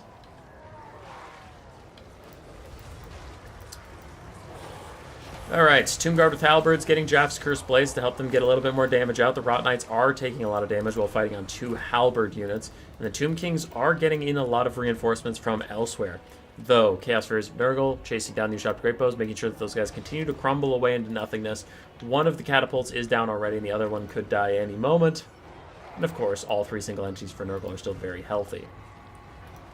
A Fecundity is even out, trying to heal up the Rot Knights as they continue to get poked by the Halberds. The Ushapti army summon of the Tomb Kings is going to show up right behind these 2. Though they do pop all their buffs. Fecundity and Rot or Die, plus the Father of Blades is active.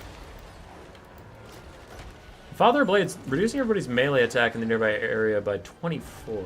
That's quite brutal for Tomb Guard. Tomb Guard don't really have the highest of stats, so minus 24 melee attack is really bad. They're down to 2. Skeleton Horse Archers continuing to fire away at the Rot Knights.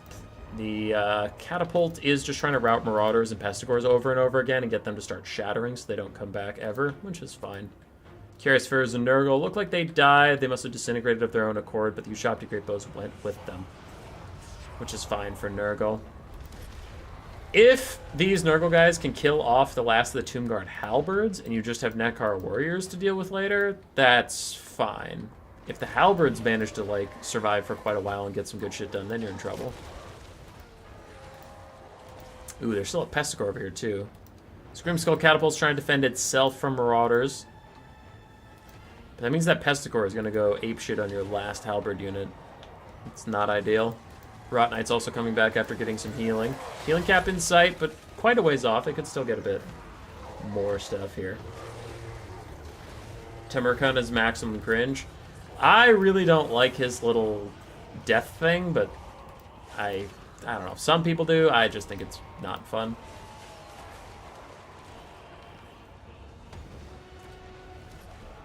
Old Nurgle with the blob and hopium.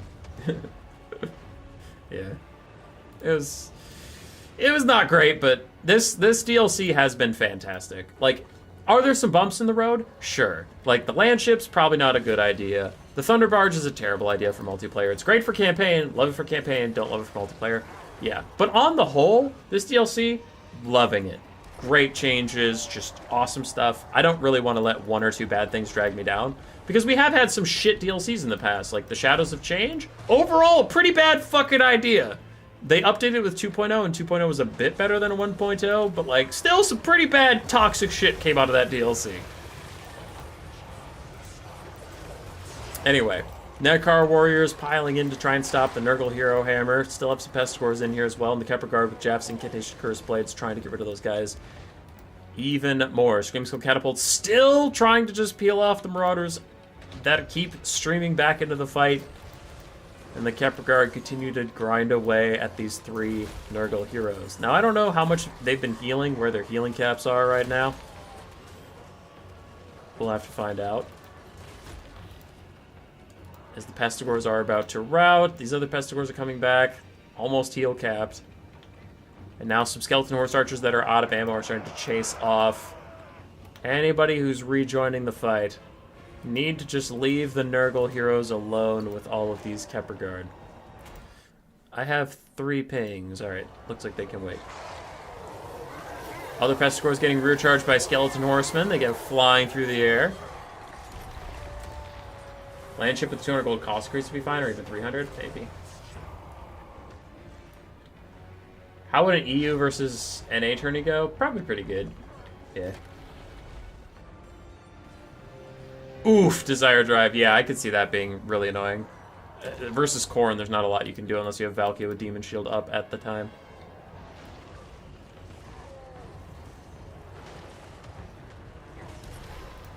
Still, the 3 heroes are trying to grind it out. Last of their Pestigore support going to be peeled off here soon, and now the Tomb King's taking a much more aggressive tact on routing them off. You can see some of these guys are shattering from the constant Screamskull Catapult pressure. This is good. I think the Tomb King should have been a little more aggressive about this before, not letting any Pestigores sit in combat with their Tomb Guard and stuff. But I digress. Pestigores shatter again from the Screamskull Catapult, and now the cavalry can chase off these other guys.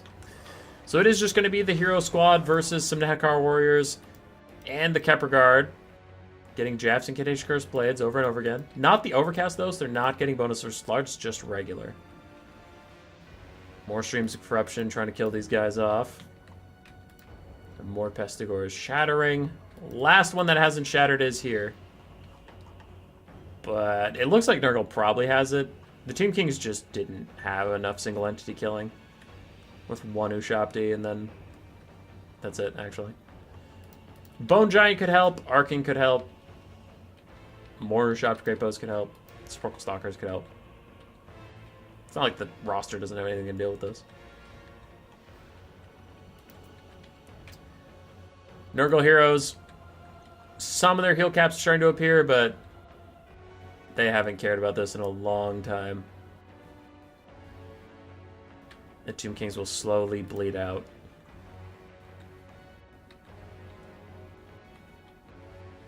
GG. What was in the Shadows of Change again?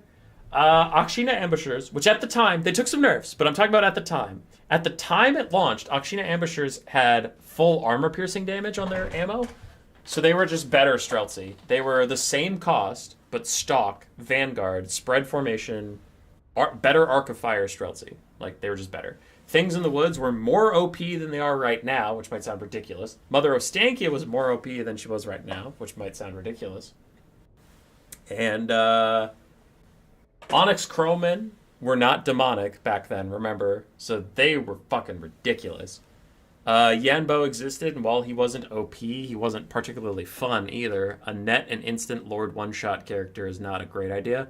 Again, he wasn't OP because of his crazy high price point, but, like, he wasn't a fun concept, and he still kind of isn't a fun concept. It's like, you wouldn't want him to be meta because he's boring as fuck. Scrolling through the values so you can see it while I talk about that. So, then Grand Cathay got more single entities that spread harmony so they could box even harder without easy ranged units to snipe out and reduce their harmony in the Lions. Then they got Zaytang. That was in 2.0, but that was a bad fucking idea. They got a War Drum to make blobs and boxes even better. Now, thankfully, the War Drum is ridiculously expensive, so no one takes it because it's bad. But, yeah. And then there was the Mutalith Vortex Beast for Tzeentch and the Elemental Incarnate of Beasts for Kislev, which, on release, they were both anti-large duelists. They were both Mortis engines. They were both, well, the Elemental Incarnate of Beasts was literally unbreakable. The Mutalith was very hard to break because Tzeentch had healing at the time with Kairos having regrowth. So, and they're both fast. So they gave both of those factions fast, anti-large armor-piercing Mortis engines that were very hard to rout or break. And both of them had access to healing through Kairos or through Kislev's healing. So that was just a dumb fucking idea. And then Tzeentch, what did Tzeentch get? Zongors were fine. No issues with Zongors. I'm thinking, because the Tzeentch stuff I can remember is the 2.0, not the 1.0. What did Tzeentch get in the 1.0? The Changeling sucked, but again, similar to Yanbo, he wasn't a good concept because, like, if he's, like, meta and good, you'd get so sick of his ass so fast. Like, he could be really toxic if he was super OP or something. What else did they get in that DLC? Zongors, we already said, are fine. Cockatree sucks ass. Mutalith Vortex Beast was toxic. Blue Scribes sucked ass. So that was kind of Tzeentch's stories. Their stuff either was hot garbage or overpowered as fuck. So it just wasn't great. 2.0 was much better. So I think the Thrones of Decay on release is so much better than Shadows of Change that we should be extremely happy with it. And hopefully they tune it down. Because they made the Shadows of Change better. Like, the Akshan Amishers are pretty fine now. Now that they're not armor piercing, so it's like, oh, take these guys if you want Stalk and Vanguard, and take the Streltsy if you want armor piercing. Okay, cool. They have a niche. They don't do everything. This guy isn't anti-large anymore, and he's not unbreakable anymore. That's cool. Things in the Woods have gotten several cost increases. Several cost increases. I think there was 625 on release, maybe 650. Now they're 800. So, like, this shit got balanced over time. Is what I'm trying to say. And I feel like the Nurgle DLC and the Dwarf DLC stuff is much closer to being balanced on release, and I'm really enjoying it. Did they fuck up some things? Sure, the Thunder Barge is ridiculous. No one's arguing the Thunder Barge isn't ridiculous, but, like, you know, it's better. It's not a game of absolutes. Things aren't, like, perfect or dog shit. It's like, oh, this is pretty good, and I like it. I have not had a lot of negative things to say about this DLC. I have been loving it, man.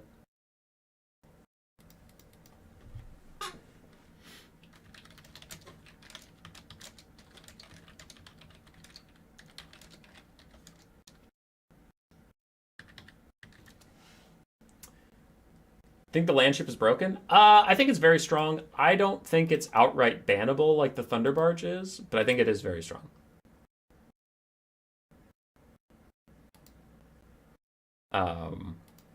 I think it needs nerfs, but, like, it's just under the threshold for me where I would ban it outright.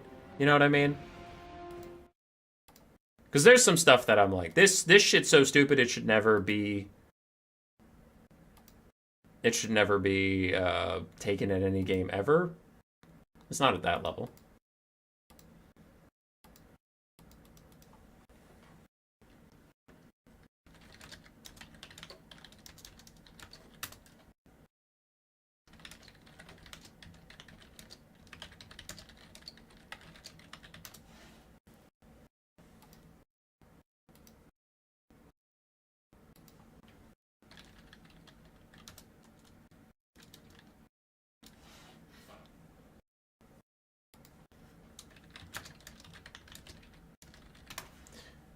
Just messaging Hammered Zebra. So where are we at on the bracket? FF, GM, and Zero are fighting. I need to take a look at something real quick. So no one reported incorrectly. Do FFGM or Zero have 3 points? Because if not, I know we have 1 4-0. We have 2 4-0s. So it's Siri versus Adorino, the best. Cool. I can get them going so they can go to bed if they have to. Siri and... Ooh, FFGM also has 3 points, actually. The guy on Turin's server, who's not even in my server, is undefeated right now. What a legend. Okay, well, that doesn't really change my decision. Debes and Andorino. No, that's not it. Andorino's the same guy. God, sorry, I'm busy being stupid. It's Siri. Yo, yo. Nice 4 zeros, lads. So, there is potentially... I'm going to take you to my screen so you're not just sitting there in confusion wondering what the fuck I'm talking about. There's potentially a third 4-0, but that game is not done just yet. So, let's do this. Siri, duh.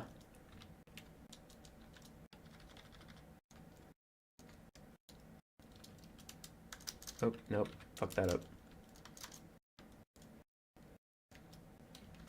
Maybe finals.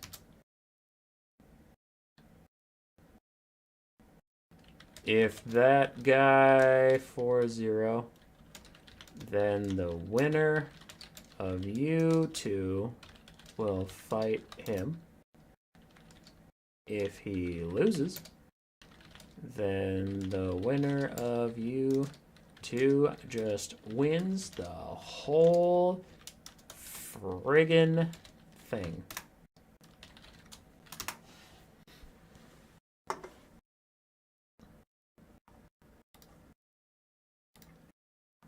Because this is... Lord Bean is FFG. He's in Turin's server. He didn't want to join my server, which is fine. I guess my server is a shitty place.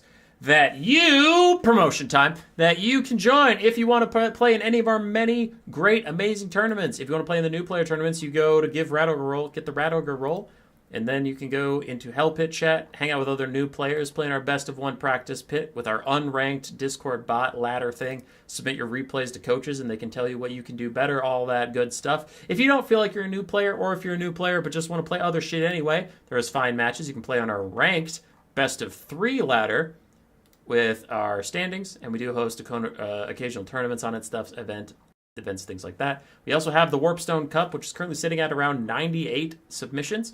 It'll be a tournament that goes over the next 2 months in stages. You need to play 1 best of 3 a week. It's pretty low commitment on that front, but it will determine who is the best player in the whole world. There is a promotional video for it. Yeah, there's 2 videos on my channel. One that's just a hype trailer, and then this one explains the format, which it looks more complicated than it is. Essentially, stage 1, I stole it from League of Legends, but you either need to win 3 best of 3s to advance out to stage 2, or if you lose 3 best of 3s, you get eliminated from the tournament. So it'll take half of our participants and knock them out. Stage 2 is just you get grouped up with other people in your time zone, you play a round robin with them, and whoever has the most wins advances. And then from there, whoever advances from those groups gets into a bracket, and the bracket just gets played. Pretty straightforward stuff. The prizes are here. There's a big-ass trophy. There's a bunch of Skaven plushies I'll be mailing to people as they win. And there is some Steam money right there. First place gets 100 Steam bucks. Second place, 50 Steam bucks. Third and fourth, 25 Steam bucks. But yeah, should be pretty fun. So there's all the shit that's on my Discord people could sign up for.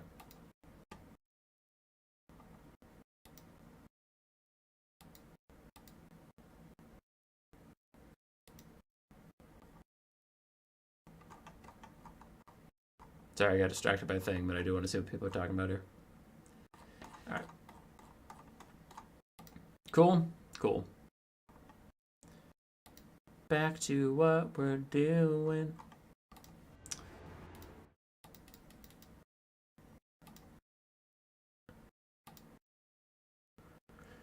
Let's cast another game. Land Ship from Poetic Goose versus Journey. I'm gonna go with. Because CZ is normally kind of a ch sound. Poetic Goose with the Land Ship. And Bruckner. Is the whole bracket going to be casted?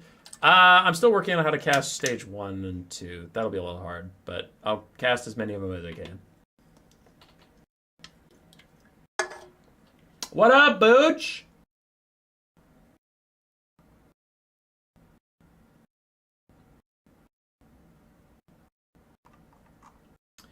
Shadow, what do you think of the Trollhammer gyrocopters? Trollhammer gyrocopters, I think they're not that great. Is CA going to promote it this time? They said yes. They said they'd let us cast the finals on their Twitch stream.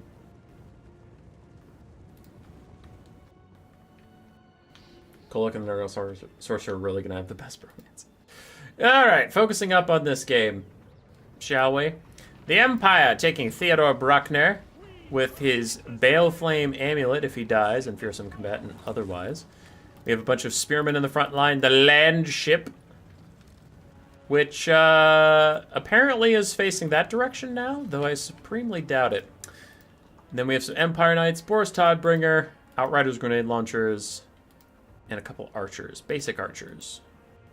Fire Wizard 2 with Burning Head. For the Beastie Boys, we do have the Groghooves of Wolf's Run, some other throwing axes as well, a bunch of Ungor Raiders, Torrox the Brass Bull, Bray Shaman of Shadows, with Pendulum, Enfeebling's Foe, and Melkoths. A bunch of Minotaurs with great weapons, some Chaos Warhounds as well, and in the distance, some Harpies. So pretty diverse Beastman build. And the Land Ship currently rolling away, though its front-mounted cannons are its most long-range aspects, and they're currently not facing the right direction as they try and pivot to turn around. I don't know if that works. Yeah, now he's trying to turn and fire. I don't know what that range indicator's about, but he's definitely not going to be able to shoot his cannons from backwards. That's not how this do. The Land Ship continues to run away. And a Burning Head was canceled. That might have gone straight down the Beastman lines, but it wasn't going to do that much damage, so I'm glad it was canceled. Torrox is in, going to cleave through some Spearmen, but mostly he might just be breaking their charge defense so that something else can jump in and get good damage out where it may. Minotaur is going to catch up to some Empire Knights and will slam these guys. Empire Knights are a good unit, but they really don't want to fight Monstrous Infantry, and especially not Monstrous Infantry with armor piercing and anti-large. The Land Ship is dealing with some dogs and stuff, and what is going on back here? Boris dives into the Archers of the Beastmen. Now, the Beastmen do need to get these Ungor Spearman herds moving. They need to keep moving up. There's no reason for them to stay back here. I like one Minotaur trying to peel Boris. That's fine to save your Archers. That's okay. Outriders Grenade Launcher is going to get swarmed by 2 different dogs and a Harpy. Oof. And then Archer's also getting taken out. So the Beastmen doing a really good job of shutting down the Empire range so far, besides the Land Ship, because that is a much taller task.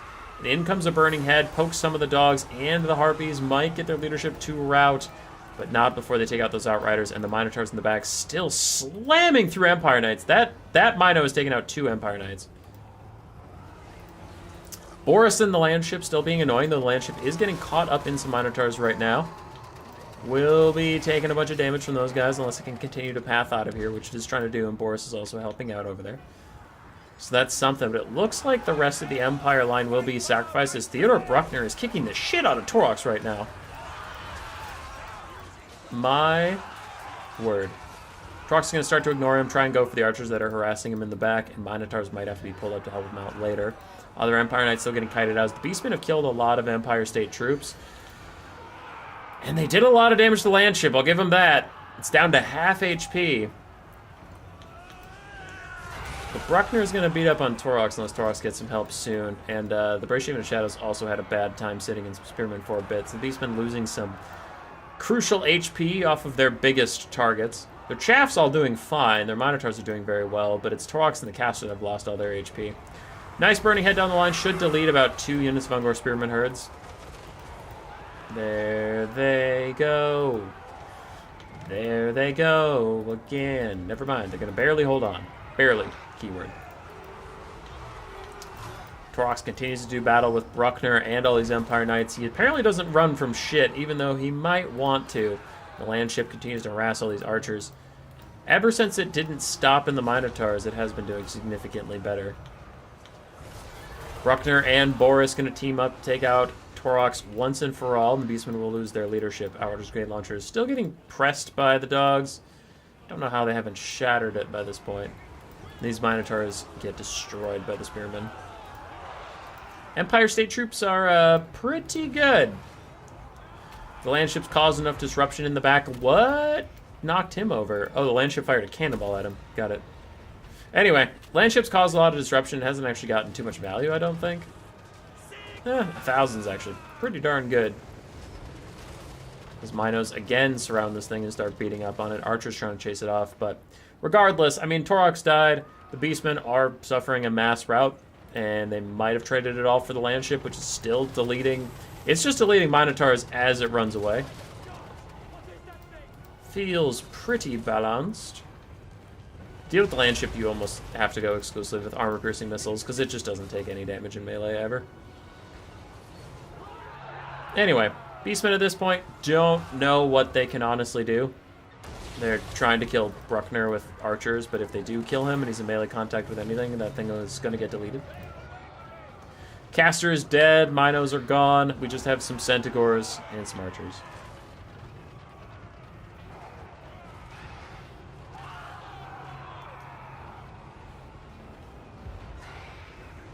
Kotep can get Spell Mastery. That would be pretty good.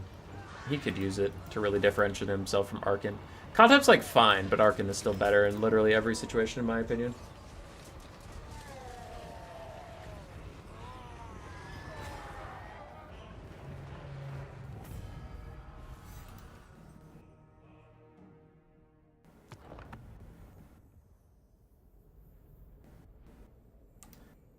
Poetic Goose. Decent damage value on the land ship. Bruckner actually did fine without using his amulet, so that's kind of cool. Empire Knights did alright. The Spearmen got a ton of value. Archers also did very, very well. Cherney. Torox struggled. Minos both did well, but Torox and his caster friend didn't do very great. Archers didn't do very much either. Dogs did okay. GG. Kotep better beats. Needs them beats.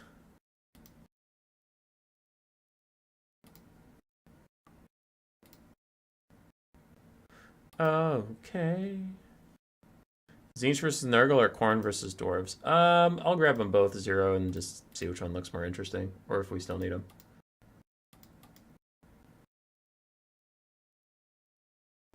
So we have officially 3, 4, and... Well, okay, that it's not great to use a word, but we have 3 people who all went 4 and 0. FFGM, Siri, and Adarn.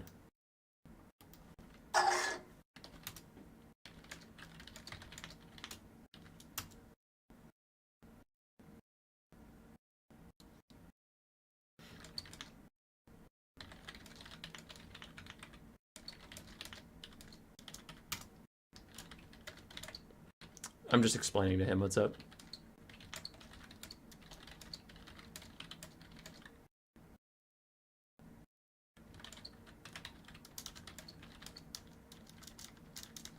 Sorry, I'm just explaining to the finalist right now.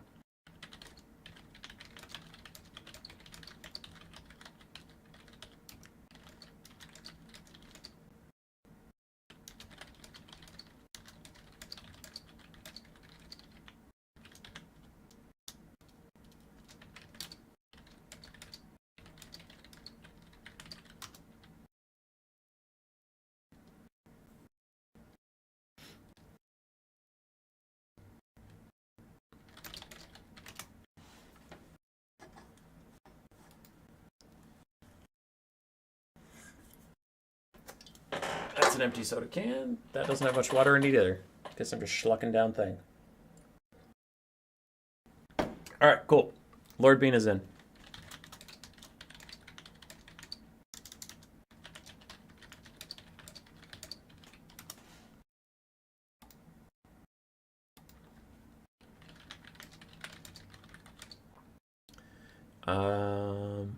FF GM did win, so he awaits you in the finals.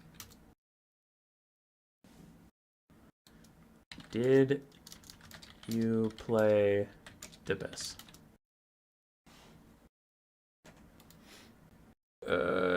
Did you play the best?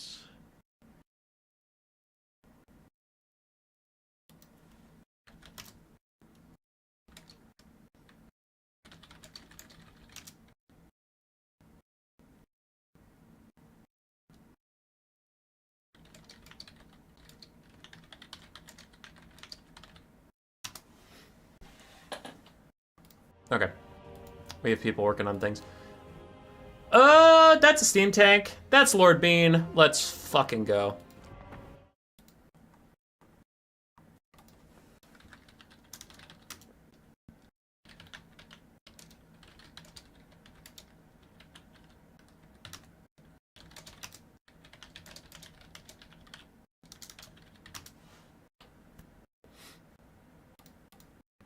Hammered Zebra yet again versus Lord Bean. We cast a lot of Hammered Zebra at the start.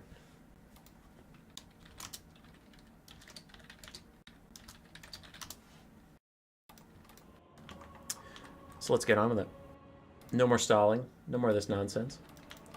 We have some Empire Knights, 2 Outriders grenade launchers that immediately are beset upon the forest forces of Nurgle. Gonna try and run away, though with those poison dogs. The dogs are already faster than you, and then they're poisoning you. These Outriders just get dragged down like a horror movie of old. They are having issues getting out of that forest alive. Can you imagine? No, just actually put yourself in this situation for a second. All right? Put yourself in this situation. You're Boris. You send some Outriders grenade launchers into the woods because all you see in front of you is like this, right? You see like some Nurglings running at you. You see all these guys, some knights and stuff, and you're like, oh, I'm going to send some Outriders into the woods and get a flank on these guys and crush them. And then you just hear like the barking of dogs. You don't think anything of it. They're dogs. You're in the middle of the woods. Sure, whatever. And then one of your Outriders comes sprinting out of the forest, like running straight towards you and like shouting and like waving their arms or something. And the other one just doesn't come out of the forest. That's terrifying. And they just run up to you and they're like, where's company 2? And they're like, they were right behind me. The dogs must have got him. They're horrible, sir. They're like missing half of their jaw. They're all glowing and spiky and shit. If they touch you, you lose like 20% of your speed. It was just horrible. Oh, that's tragic. Anyway, Empire Knights, Outriders. We do have some handgunners and a steam tank volley gun. Boris Todbringer and Jade Wizard. On the other side, 4 Nurgle, a Marauder front line. That is a diversion. Exalted Hero, Chaos Lord, and a Chaos Sorcerer of Nurgle. Some Marauder Horse and Throwing Axes. But then the boys in the woods, Pestigors, Rot Knights, and Dogs. Moon Dune? I also don't know why it's not more popular. I think Warhammer is... Total War Warhammer is super sick. Because it's like... It's a really good blend of fantasy and a good RTS. Because you just don't get, like, good fantasy a lot of places these days. In the RTS genre. RPGs, there are a ton of them, and there's a ton of amazing ones. But RTS, ugh. Battle for Middle-earth 2, Lord of the Rings, that was awesome. Loved that, played the shit out of it. But other than that, I haven't played a lot of good fantasy RTSs in my life. I know there are some other ones out there, but there's not a ton. Anyway, Steam Tank Volley Gun, trying to help kill off Marauders. And the Marauders are losing pretty badly to the Flagellant mixed frontline, to Empire Knight charges and stuff like that. But the Pestigors that are currently in the woods are going to be the big problem for the Empire. So those guys need to hurry up and get down here, really put themselves into the fray. Because the Empire will chew through Marauders pretty quickly. Cast Lord of Nurgle is in. Father of Blades and Rot or Die, trying to keep him alive. Father of Blades reducing the melee attack of people around him. But Boris is more up to the task. The last time we saw this type of build, it was versus the Tomb Kings of Kotep. And Boris is a bit more of a fighter than Kotep is. But speaking of which, he is losing a 2v1 very badly. He needs to back off and wait for the debuffs to wear off of him. Because with all the debuffs on, he was just not really a force to be reckoned with. Now that they've worn off, you can see he's not bleeding nearly as badly, but still, the damage was already done. Handgunners and the Steam Tank Volley Gun are trying to turn around and offer a bit of support as dogs dive in to finish off the Death Jack's Archer ROR that was trying to keep Boris safe. Pesticores are streaming out of the woods. They will get here, and we still have full health Rot Knight that so far hasn't found an engagement they really want. They want to either surround the Steam Tank with volley guns or maybe Boris or something, but they don't want to get caught up in a bunch of spears, so I get that. They're probably playing too passively. They could show up now. Staying out of it in the start of the game is fine, but at this point you can go in. Wow, Boris just opts in. He's like, you know what, fuck it. You don't get to just sit here and do nothing. I'll fight you. That's going to be something he will deeply regret. Oh, Boris. Oh, no. Well, whoopsies were had. Meanwhile, not a whoopsie. The Chaos Lord of Nurgle is getting bodied. Steam Tank Volley Gun will do some decent damage in melee, especially if it occasionally fires that volley gun straight into his face. That'll be where a lot of the damage value comes from. Fleshy Abundance going to try and heal him up as Empire Knights trying to streak along the back line and get anything done they can, but the Empire is falling further and further behind on the balance of power. I think Boris either just got a regrowth on Earthblood, I'm not sure, but look at those Rot Knights tearing him apart. He did not want to land there, but he did. Oops. Big oops. Chaos Lord got all healed up. Pestigores are slapping and chopping. There they go in onto some spearmen. More chippy chops. The Steam Tank Volley Gun trying to bail out this bad situation. Terror routes off some Marauders, but there's not too much you can do about those beastmen. Boris does escape into the sky with a little bit of HP left. The Jade Wizard gets hit with something. Oh, it's that thing. Paragon of Decay when the Chaos Lord gets in range. But he's going to route, and when he does, I wouldn't be shocked if army losses hits. Boris is back. That might help, but I think a Jade Wizard routing will just be too much for the Empire's already flagging balance of power. Let's see if I'm right. Does he route? And if he routes, what happens to the Empire? There's a big hit. Is it a big enough hit to route him?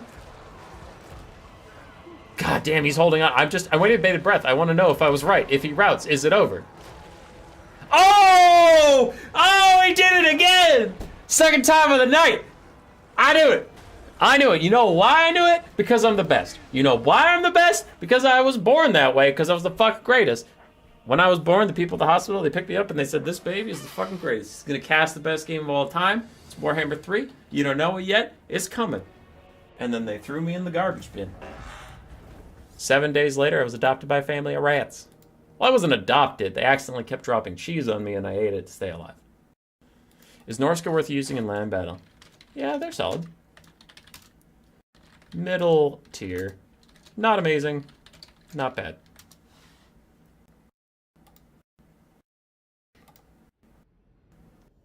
Hammered Zebra. His Steam Tank Volley Gun did amazing. 2,700 value on that bad boy. His Outriders grenade launchers just got massacred by dogs and run down, so they didn't get to really participate, and that is like 1,600 gold down the drain for you, unfortunately. Handgunners and the state troops also had a hard time. The Nurgle rush was just too brutal, as the Chaos Lord got 2,700 value to 1,900 on the Exalted Hero. These two must have been hunting the Steam Tank Volley Gun and Boris to get all that value. Rot Knights got 2,000 off of killing Boris.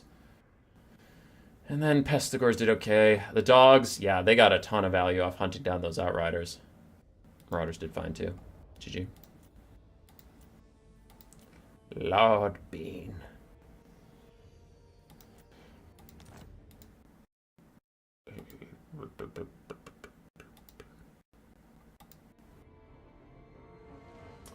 You thought the best was the best? Nope, it's me. Why don't you promote your tournaments on Total Tavern? Surely a lot more players would get good community. What? Poetic Goose? Poetic Goose, I'm confused. I do promote most tournaments on Total Tavern? Well, okay, to be fair, the only tournaments I post on Total Tavern are my new player tournaments, but I host one new player tournament every week. And besides the new player tournament, I host like one tournament every 2 or 3 weeks because I've just been too busy. So most of my tournaments do end up on Total Tavern. I like Challenge for more nuanced tournaments because the programming is just better. And that's not trying to shit on Turin, it's just like true. Like, Challenge was made by a company. Total Tavern was made by one fucking guy. Alright? It's unfair to think that his website's going to be better. It has slightly more bugs, it's slightly harder to use than Challenge, and I just know what I'm doing with Challenge a lot more. If people drop from the tournament, I know how to fix it, while on Turin's site, it kind of entirely shits its pants and dies. Like, that's just the thing. Is Turin's site bad? No, I'm not trying to throw shade. But I am just answering a question why I sometimes host on Challenge. For the new player tournaments, it's very straightforward and I don't have too much to do. So Turin's site works just fine. And it gets, as you're pointing out, it gets more visibility, which is why I post them there. I'm not just posting them there because, like, you know, I'm just going to post them there because Turin will like me more. It's like, no, I'm posting there for the visibility so people can see that they're there and participate. But, yeah. There you go. Vampire Coast. This will be our first Vampire Coast game of the night.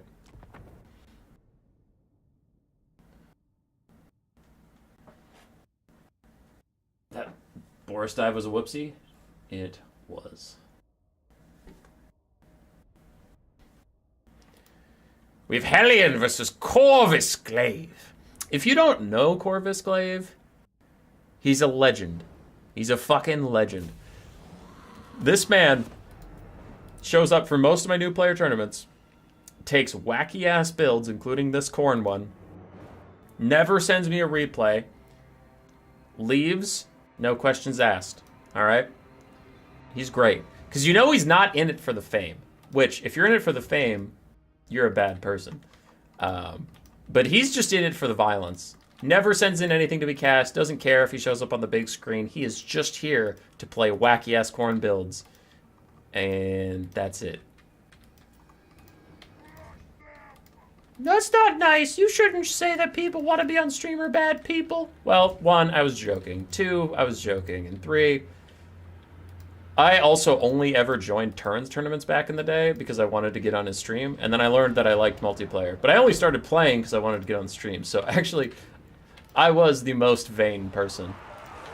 I would watch my own games on Turin's stream to see what he said about me because I was just like, I hope he said nice things. So, I am joking, but even if I wasn't joking, it would be hypocritical because I joined for those exact reasons.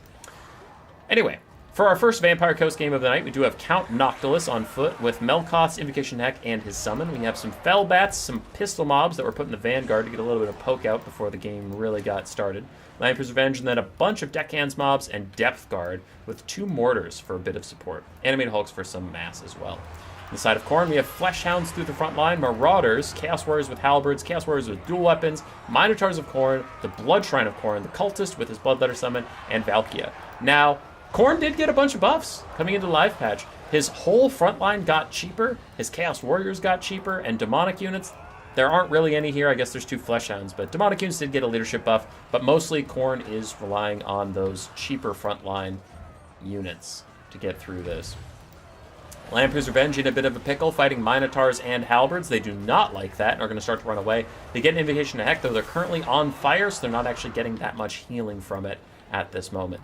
Khorne has reached the Vampire Coast frontline. The Vampire Coast is one of those factions that Khorne can get a lot of kills on and quickly stack up army ability. That's not something Khorne gets to do very often, so I'm sure he's happy to have it. I honestly wouldn't mind him saving up for a Sword of Khorne to take out one of these Depth Guard pretty much for free. If you can get a good Sword of Khorne on him, it'll take like 3/4 of their HP. Nothing to scoff at. Valkia throws out a quick spear slop near down the line, gets some good poke in. Noctilus is going to try and hit her with the Wraith Storm. Does a little bit of damage, but it's not too much to be worried about. Mortar's still firing into the clumped up Khorne units, but there's a lot of Chaos Warriors in there, and Mortars have abysmal armor piercing. They rely just on higher weapon strength, and also they're cheap, so I guess they don't really need that much damage. This is bad. Minotaurs fighting straight on top of Depth Guard polearms is a disaster. The Cultist really needs to charge up super fast, get his Gate of Khorne ability out for the Bloodletters, because these Minos are already a lost cause, but maybe if they can punish this blob with a Bloodletter summon behind them and Chaos Warriors on the front line, it could be worth it. Maybe. But again, it is just a mistake to leave Minotaurs on Depth Guard for this long. A lot of zombies are dying. For the allied troop count, They've lost 600 units. Now, how much of that to crumbling is up to debate, how much was kills, but that means the Sword of Khorne is probably getting charged up nice and quick as long as we haven't used any Horn of Khorne somewhere or something that I don't know about. So these mortars are artificial balance of power inflation. I don't really care about them too much if the game goes late. So I think Khorne is a little down, though I don't think they're as down as the balance of power is indicating. Because they got a lot of oomph. They got a lot of oomph from those bones if they're allowed to just sit and fight their shit out. Bloodshine Khorne probably has to get away from Count Noctilus. And again, I'm hinging all of this thinking about the Khorne army abilities. If nothing, you know, if Khorne casts no army abilities, then yeah, they're going to lose. But I imagine a Sword of Khorne, like, deleting these 2 units right here, then I can see this being a lot more doable, so I'm factoring that in. Also, we have a Bloodletter summon still in the pocket that hasn't been cast yet. So there's a lot to consider. Bloodshrine's still trying to heal its way up, though it has been sitting on halberds all game. It is going to die, and that is a big loss for Khorne. It was nice to have that extra leadership to keep these Chaos Warriors in line. Now that it's dead, they're probably going to rout. There they go. There's the Sword of Khorne, but it's onto 2 Monstrous Infantry. No! It doesn't do nearly as much damage to the Monstrous Infantry. No, it should have been right here. It should have been there. God damn it. I'm so sad. There's the Bloodletter summon, but it might be too little. It might be too late. And why am I saying might? It is. It is too little and too late. And I wanted to see a Sword of Khorne here. I wanted to just kill all these guys. Fuck these guys. God damn it. Spear Sloughnir down the line with those guys, but it doesn't go at the right angle, so it just gets a little bit of damage. Bloodletters are going to cleave through people in their limited lifetime, but limited lifetime is kind of the key word. As Marauders and Minotaurs finish off one of the mortars, they will keep Khorne in this game balance of power-wise. And Valky is continuing to fight Noctilus, though. She's anti-large, he's anti-large. It's kind of a moot point, and Noctilus has more support than she does. And the Bloodletters are doing great. You know, in their brief time here, they've gotten 34 kills. I guess not all against Depth Guard. They are fighting some zombies because the Depth Guard are already super injured. Marauders and Minotaurs fighting back-to-back against these animated hulks. Looks like they'll get pushed off pretty soon. Valky and the lads still fighting, and Khorne is coming back quite a bit on the balance of power, considering how desperate things were. But this Bloodletter isn't real. It's going to fade away, and that'll make the balance of power a little more favorable for our Vampire Coast friends. What up, Pan? If you are who I think you are, I just cast one of your games a little bit ago. Good to see you. Hope to see you in future new player tournaments. Valkia is still dueling with Count Noctilus. Marauders of Khorne still trying to rejoin the fight. Chaos Warriors over here ain't giving up for nothing. Neither of these Marauders. These Marauders are fighting to the death. Now that their Minotaurs are broken, nearby allies routing is the leadership debuff, so they might just rout anyway. As Valky and the lads continue to fight on, Cultists of Khorne also taking some fools out. And that's a summon. That's not a real zombie. It's God. This mortar has stopped really mattering, but again, if we could take it out, that'd be a big balance of power surge. And can they do it? That Depth Guard is actually almost heal capped. Can Khorne do it? Let's go, Khorne. All right, sorry. To keep the tournament moving, I think I'm getting asked a question.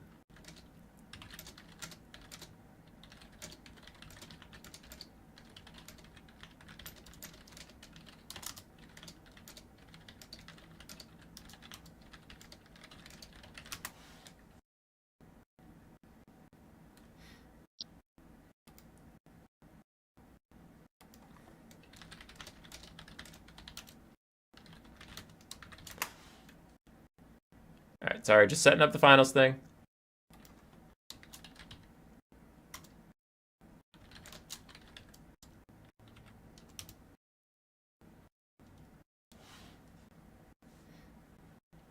Okay. Sorry about that delay. There were people waiting on me to get to the finals. So Marauders of Khorne still trying to help out Valkia. The Cultist is in too, and the Depth Guard are here. Those are Chaos Warriors of Dwarfs. Holy shit, Khorne might do it! I get real scared for the Vampire Coast. This isn't a meme. I am actually very concerned for the Vampire Coast right now. As the Depth Guard are getting slammed! They're just getting murdered! Oh my god! Chaos Warriors with dual weapons are still in it. Valkia and the Cultist can easily beat Count Noctilus. I actually think Khorne is up right now. Fuck the balance of power. That's some bullshit. Khorne's got it. Khorne's fucking got it! Noctilus throws some healing down for himself and the lads. Chaos Warriors and Marauders holding on as best they can, but their leadership is faltering so bad. No one was able to take out that mortar. That mortar is trying to keep any reinforcements from Khorne to stay off the battlefield. It shatters a different Marauder while these ones are still coming in. The Chaos Warriors break. Oh no! The Marauders break too. That's a tragedy. Do they have another Sword of Khorne? Do they have another Sword of Khorne to land right here? Kill off all the infantry and leave just some pathetic ass animated hulks and Noctilus all alone. Sword of Khorne! Sword of Khorne! Marauders come back into the fight. They're hanging on. How many kills do you have? You've killed about 1,000 people. I saw some Horde of Khornes. We saw one Sword of Khorne, but maybe there's another one. A man can dream. A man can hope as more zombies continue to die. Can we get another Sword of Khorne? Because they desperately needed to stay in this game. The Depth Guard have rallied for now. Their healing cap is dangerously close, but they're not crumbling anymore, and Valkia and the Cultists are stuck in them. Zombie Summon fades away from Count Noctilus. Demon Shield is out for Valkia, making her invulnerable just as Noctilus dives in. The Cultists and Valkia are trying to clear out all these troops, but there's just so many zombies. The Mortar keeps getting rid of any Marauders that are trying to come help. It was true then, it is still true now. The Depth Guard are still here. Without a Sword of Khorne, this game is over, but I have to hope, I have to believe, I have to dream that there is one around the corner, somewhere, somehow. The Cultist of Valkia still trying to snipe out Noctilus. His heal cap is approaching. He takes another big hit from either the Cultist of Valkia. I honestly don't know who hit him. The Mortar is going to run out of usefulness, though, as it has already made sure that Khorne doesn't have any reinforcements coming, but it's not going to help with the single entity fight at all.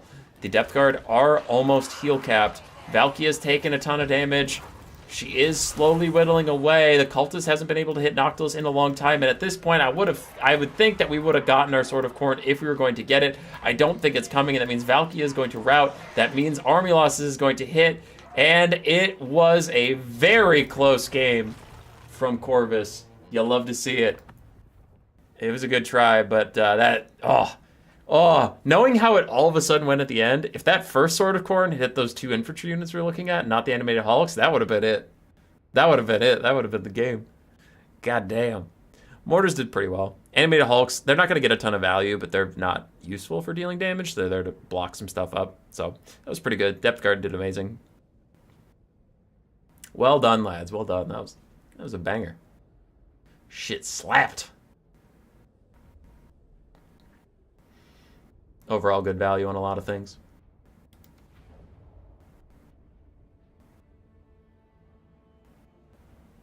How's it going? Any high elves yet? Actually, no high elves. No high elves at all.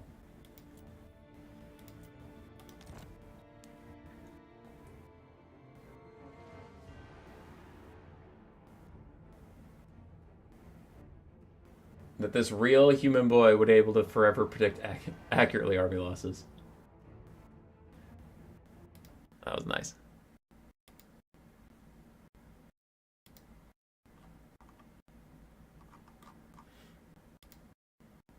Okay.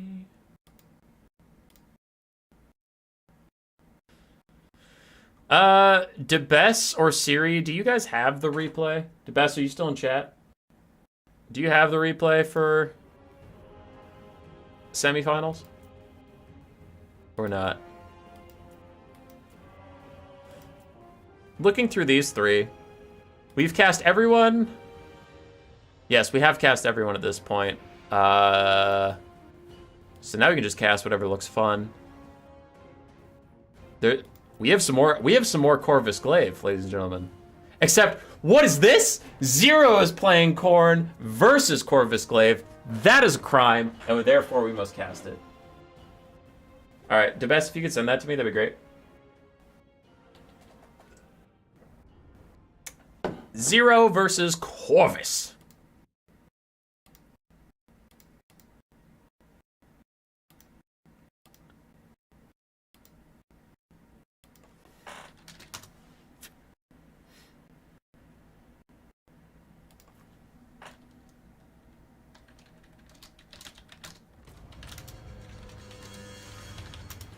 Remember, warriors, it matters not from whence the blood. Okay. So, Zero, playing Khorne, Skull Cannon, some Minos, Marauders, Chaos, 2 Chaos Knights of Khorne. Damn. And then Valkia, some dogs in the Vanguard. The other side for some Dwarves. Now, I don't want to hear it. I don't want to hear it. Because you might be coming after my boy, Corvus. You might be like, wow, Corvus playing the OP DLC factions. 1, fuck you. 2, he doesn't have any DLC units here. None, okay? He's playing good old-fashioned dwarves. And 3, he brought double hammerers. What more do you want from this man? How dare you come after my boy, Corvus Glaive? Saying he is a meta slave. Saying he is a meta sweaty tryhard. Because that's just not accurate. That's just not true. He is a true believer in the ways of fun and honorable gaming. Double hammer for the dwarves. Double cannons as well. Belgar, Iron Hammer. Grumbling Guard, some Rangers with Grey Opens, Thunderers, 2 Iron Breakers, and a frontline Dwarf Warriors. I'm going after him for banning Tzeentch. Are you projecting your own views on chat? I am. Wow, those blasting charges did nothing to the Minos, goddamn. Anyway, Sneaky Snake, Dogs of Khorne, trying to get on the cannons. They do stop just a little bit short. And the front lines are engaged. Hammers lending aid against the Minotaurs of Khorne. Grumbling Guard going to push away the dogs. The other dog is going to loop around the Grumbling Guard because dwarves are slow. Wherever they aren't, the dogs will feast. Expert charge defense and melee defense from the mighty Oathstone to help out the cannon crews, but it's not going to help them enough as dogs just rip them limb from limb. Khorne dogs are not struggling on melee attack. The front line, however, is going very well for the dwarves. Lots of damage onto the Minos and all of the Marauders and stuff. Sure, some Dwarf Warriors are dying, but that's kind of par for the course. And this Hammerer is actually getting fisted. Whoa, where are all your models? Oh, okay, they're in here. They're just highlighted in red, so a little hard to see in all the blood. But they're fighting back. Hammer is getting a real battle. I think the last time Corvus played, he also took hammers, but I think they got kited or something. I just remember he didn't really get to use them. They just got shot a bunch, so at least he got into melee this time. That one's already routing. A lot of the dwarves are already routing, and this hammer is currently giving it to some Minos and Valkia, but I don't think that's enough to turn around the whole battle, as Chaos Knights of Khorne and all these Marauders of Khorne are rolling over the dwarven front lines. Belgar stands alone, reenacting the Valkia trailer, but, you know, it actually didn't go great for Valkia either in her own trailer, so he is reenacting the shit out of it. Skull Cannon in the back runs out of ammunition, and now Zero is in real trouble. Zero is Khorne, by the way, because his Skull Cannon's out of ammo, so, like, what the fuck is he gonna do? Dogs chasing down the dwarves that route. Some hammers might rally if Khorne's not careful, though they have such supreme dominance of the backfield. If that hammer comes back, I'm going to be aggressively angry at Zero. I will yell at him. I will shout. I will cry.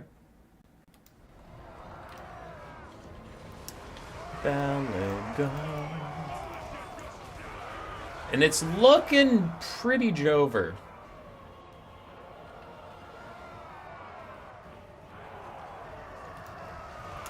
It's looking Jover. Our protagonist, he's still in the early arcs. He's still in the early arcs where, like, he's training with, like, a master and he believes in himself, but he just keeps getting his ass handed to him. We're in the things where the scenes are all cut together really short, like, I want you to climb this tree. And then you see him, like, climb a little bit and then fall on his ass. Climb a little bit, fall on his ass. Fall on his ass even more. And then he, like, because it's an anime, he probably catches a fish and then, like, spit roasts it over a fire and just eats that shit off the stick because he's a fucking animal for some reason. God forbid you put it in a bowl with some rice and bok choy. No, just eat the fish, anime protagonist. Whatever, fucking monster. I hope they at least seasoned it, but it never looks like it. It looks like they just take a fish, they just set it on the fire for a couple minutes, and then they just eat fish. No seasoning, no sides, nothing. Just the fish, and I'm not upset about it, but I am very upset about it. Anyway, he's still climbing the tree and falling on his ass several times, but you just wait. 2 or 3 tournaments down the line, Corvus Glaive's gonna come in. He's gonna believe it so hard, shadow clone jutsu, and kill some bitches by finally actually picking, like... Like, he just picks Grand Cathay and starts winning some games.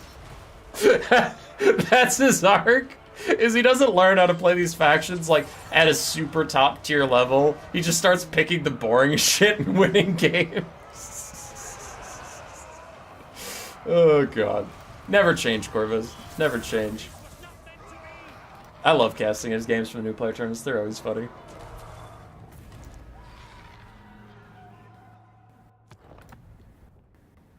I will say, I like his Khorne a lot. Like, getting serious for a second, I like his Khorne a lot better than his Dwarves. Whenever he plays Dwarves, it's still fun, but, like, it feels like his Khorne build is actually pretty well balanced and thought out. He can make some pretty close games, as we just saw with Hellion. And he usually uses that Bloodletter summon to good effect. I think if he just gets a little bit better at using the Khorne army abilities, he'll be pretty good, because he usually picks pretty good engagements for his Khorne units. I mean, the Minotaurs had some pretty decent engagements. One walked onto Halberds, but besides that one, the other one got onto the Crabs and deleted it, the Arwar Crab from last game. The one after that got onto Animated Hulks, and then the Mortar. So, yeah. I like his Khorne a lot. His Dwarves, not as impressive. But he's still our boy. 0, not on his Tzeentch, not bringing the Changeling, entirely by choice. That definitely didn't get banned away from him by his opponent. He just opted not to do his signature bit. Also still a lot of fun. Good lad, 0. This was a pretty neat Khorne build. It's nice to see like a straight up Khorne rush do well. So, props.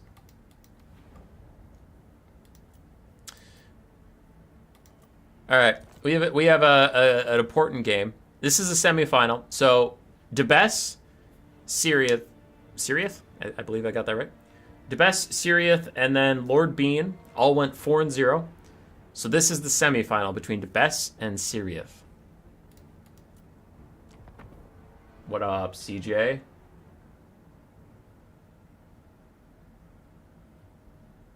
Never leave home without Slayers. Stop hating on grilled fish. Just unseasoned grilled fish completely alone, and then you eat it off the skeleton. I'll hate on that all day. I will hate on that all day and not regret it. If it's seasoned, fine. Worst professor? Yes.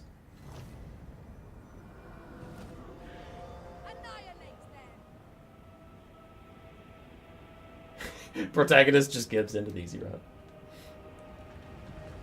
We do have a Dark Elf mirror. A lot of Dark Elves today. Not like there's never any Dark Elves any other day, but a lot of Dark Elves today.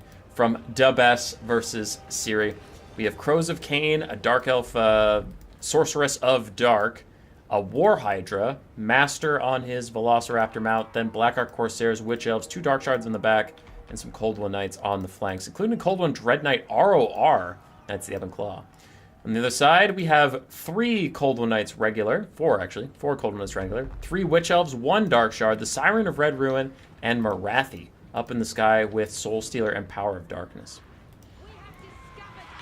Siren of Red Ruin has been doing some poke.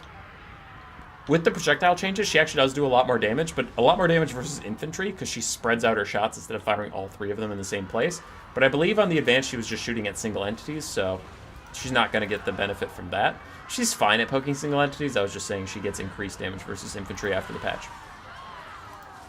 Black Ark Corsairs taking a pounding from the red side on the top there. And the Witch Elves are going to get into a bit of a duel. Now the Witch Elves with more HP will just win that because otherwise they're the same unit. And I don't know why you would expect a unit with less HP that's otherwise exactly the same to win.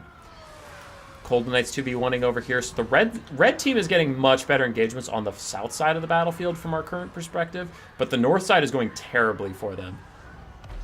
I'll be curious which side can leverage their advantage state more quickly. Debes is losing both of his Dark Shards right now due to a dive on the backfield. Witch Elves just busted through his limited front line, but also Cold One Knights are back here. So that's a pretty bad loss for the green side. Losing those Dark Shards is going to hurt. Sign of Red Ruin. Looks like she's trying to poke something. Don't really know what. Might want to shoot those Black Ark Corsairs in the back. But on the other side, Debes also dove the enemy backline, and his Hydra is taking out the Dark Shards. So nobody gets Dark Shards. No Dark Shards for either of you. They're all gone. This could be a problem, as the Velociraptor hunting packs are now closing in around the Dark Elf Dragon. She's on the ground. She has Soul Stealer to heal herself up a bit, but, I mean, still. It's big damage. You never want to take big damage, even if you can heal it up. And just like that, Both sides have secured their advantages, but red team did pull up more resources towards the top side to try and stop the bleeding, and they will be stopping the bleeding a bit. And the south side is just all red all day. There's technically a bleak sword still like here, but not for very long, as we can see him getting murdered right now. Knights of the Ebon Claw trying to fight their way through Witch Elves and Cold Knights, getting big damage onto some of those targets, and the Master too. They might need to come over and help out this Dark Elf Sorceress, but they're cleaning up shop up here. Knights of the Ebon Claw, like we said earlier, at the very first game of the day, Dark Elves versus Dwarves, it's just not their role. Cold One Knights, Cold One Dread Knights just don't love clearing out infantry, even Witch Elves. So we can see that they're taking bad trades there. It's just not their forte. In comes a Soul Stealer from both teams, both sides getting hit with Soul Stealers, both sides healing up from Soul Stealers. So really not a lot to talk about there as far as impact goes. It's just a lot of damage on both sides. Knights of the Ebon Claw are demolished by an overwhelming force of Cold Knights, Witch Elves, and then even the Siren Red Ruin comes in, throws down her Whale of Malice, and pushes those guys off. And we just saw the Soul Stealer, so we know it's on cooldown as the Supreme Sorceress of Dark still takes damage. And in the background, a Hydra, still full HP, fighting some Cold One Knights, but he's really not the focus of this game. The outcome of his battle is not going to matter, as losing the Supreme Sorceress of Dark does matter. Losing the rest of the battlefield does matter a lot more than the damage sponge Hydra doing pretty well against Cold One Knights. Supreme Sorceress of Dark close to shattering, and there she goes. The last hope of the Dark Elves is gone. This isn't going to be army losses quite yet, but it effectively is. There's no shot that Hydra can kill everything that's left here.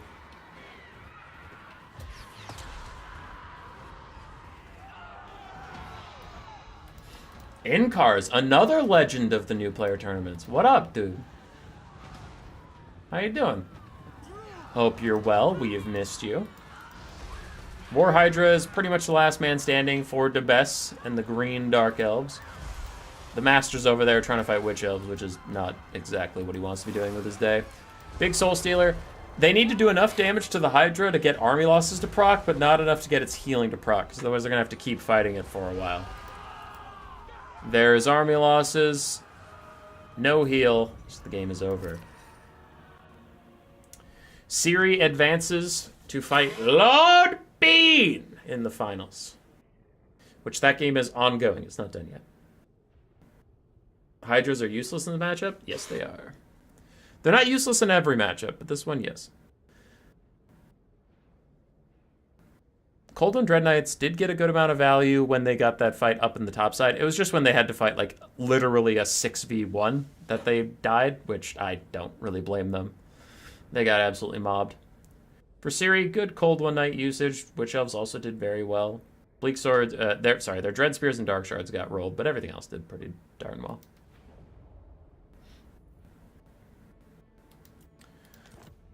I have 2 games left from this tournament, and then we have a finals that'll show up eventually.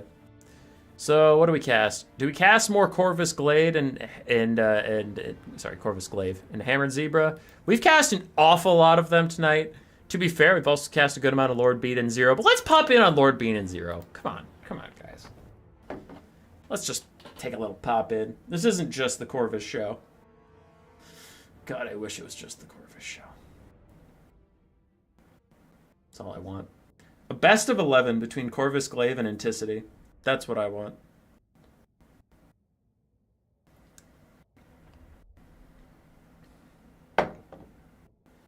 How are you finding the new units? Do you feel like there's OP stuff other than that flying dwarf ship? The land ship is also pretty overpowered. I don't think it's like banned from all events overpowered, but it is pretty overpowered. Those are really the only 2 that I think are like Donkey Kong overpowered. Everything else is either strong, mid-tier, or weak, but like my definition of overpowered might be different than other people's. But yeah, I'd say just the land ship and the Thunder Barge are like problematically strong.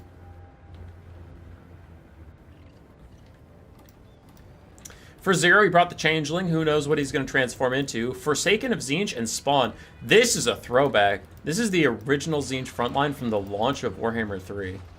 Back when the game was dog shit. And it was. I covered it at that time. It was dog shit. We have a Cultist of Tzeentch with Burning Head and his Wand of Whimsy to give melee attack. Throg the Troll King is our changeling today with Fight or Die. Then we have some Screamers. For the side of Nurgle, Pestigors, the triple heroes that he has been running with all day. The Chaos Lord, the Exalted Hero, and the Caster. We have some Chaos Furies of Nurgle, 3 of them in fact. And then Rot Knights and a front line of Marauders with the Pestigor flank as per usual. In comes the Burning Head of Tzeentch. Gonna delete some of these Marauders. Doing pretty good. And Throg helped his Chaos Spawn and Forsaken get through these other guys. The Marauders are getting slammed, man. They're having a terrible time. Rot Knights dive in onto Chaos Spawn. Rot Knights should win that, but the Chaos Spawn could trade back a decent amount of value as Furies start to die against Screamers in the sky. Screamers need some kind of support, but it doesn't look like they're going to get it, so I wonder if they should just land and get out of this fight, because they will eventually lose to those Furies. Chaos Spawn fighting without Forsaken support is pretty bad for them. Forsaken are trying to get over here to help with the Rot Knights, but they kind of need to be spreading out a little bit and helping out multiple Chaos Spawn as more Forsaken come over here. Tzeentch so far doing pretty well, though they are about to lose 2 of their Screamers for the trade of 1 Fury. Whoops. Who would marry a tree hugger? If I hug a tree outside right now, are you saying I shouldn't get love? Unnamed Nurgle debuff is proccing right now. I find that very funny. It's the Pestigor debuff, but it's just funny that it's unnamed. Really, really, really nice Burning Head. Goes straight through 3 Pestigors. Oh, 2 Pestigors and a Marauder. Getting almost all of them to rout. That Marauder is barely clinging by the skin of his teeth here. The Rot Knights also routing, so that was a huge play from Tzeentch. And Throg is out fighting the Chaos Lord of Nurgle. Father of Blades debuffed him for a while, but the debuff is over, and Throg's extremely impressive anti-large, plus his armor piercing, he is going to wail on the Chaos Lord, who needs to be careful. If he fucks around too much, he's going to find out. The Spawn have still piled in. Fight or Die is out to give them all more melee stats, including Throg himself, as he continues to try and fight against this Chaos Lord. Fleshy Abundance Overcast was cast on the entire blob, but look at these guys get melted! The Furies can't, even while they're getting healed, even while they have plus leadership and melee defense, melee damage reflection, they just get murdered by landing on these Forsaken who are buffed up by Fight or Die and all the Spawn around them and all that stuff. Forsaken are doing great work for once. Another Burning Head is through to push off the Pestigors and the Marauders, and Zero is playing the shit out of this. Obviously, so is Lord Bean, but, like, just shouting out the props for someone I know who's in chat. Zero, you're doing great. Nice Bolt of Change onto these guys, and their leadership is getting low. Now, this is the first real mistake he's made, is Throg way overextended and is now surrounded by a bunch of anti-large armor-piercing nonsense. And he has no support. All of his support is back here and busy, so unfortunately that is going to be a big loss. But up until that point, this was a real smooth game. Grinding down the Exalted Hero and the Exalted Squad as Throg continues to try and fight his way out. He does have regeneration. Throg, of course, is a troll. He does have regen. But he's not going to be able to work his way out of this one. He is completely surrounded and getting beat down, trying to path out, but the Rot Knights are blocking him entirely. The Forsaken are starting to die off. We still do have some Spawn. We still have some Forsaken in here, but it's just not enough. Throg gets pushed away, and that is going to be a GG.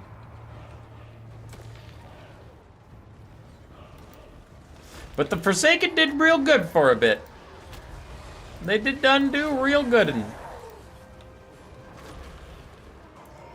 Throg is going to get infinitely chased off by the Rot Knights. The Spawn are all just about dead. Like, their flags are deceiving because you think there's a lot of them left. There's one Spawn there with 180 HP.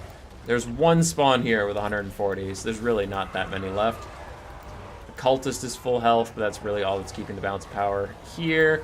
Another nice Burning Head might rout and even shatter the Pestigors, because I feel like they've been routing all game, so they can't have that many left in them.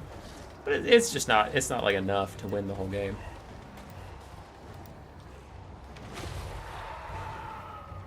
Rot Knights having a lot of trouble getting Throg off this map, but army losses will do it for him.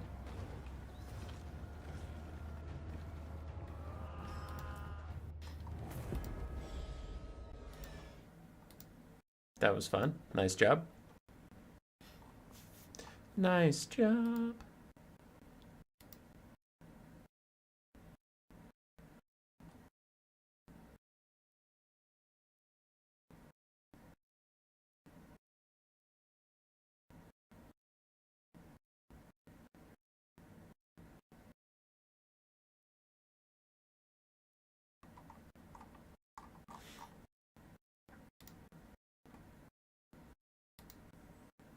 Alright. For 0, his Throg Changeling got 1600 value, which is pretty good for Throg. Spawn did fine. Forsaken did pretty fine. Lots of kills, decent value. The Screamer is getting destroyed by Furies is rough. And I imagine Changeling Throg is a little more expensive than you'd want. For Lord Bean, his Hero Hammer actually didn't carry that hard for once. Like the other 2 games we've spectated, they carried for him really hard. Here, the Rot Knights did amazing. Pesticores did okay. His Furies did pretty well. And the Marauders did okay. But it was really these, 2,500 value Rot Knights sniping out Throg at one point.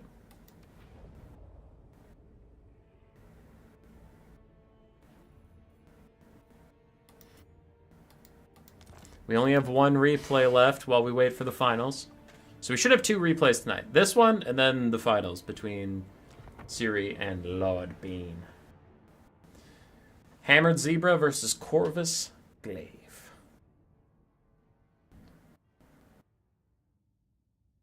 Corvus back on his Khorne. Oh! Pesticores seem real bad. They're good in a matchup where there's armored infantry. They're really good there, but against, like, monstrous infantry, no, they'll do bad. You played an NPC in the Age of Reckoning too? I have not. I haven't played Age of Reckoning at all. Because I'm a bad person.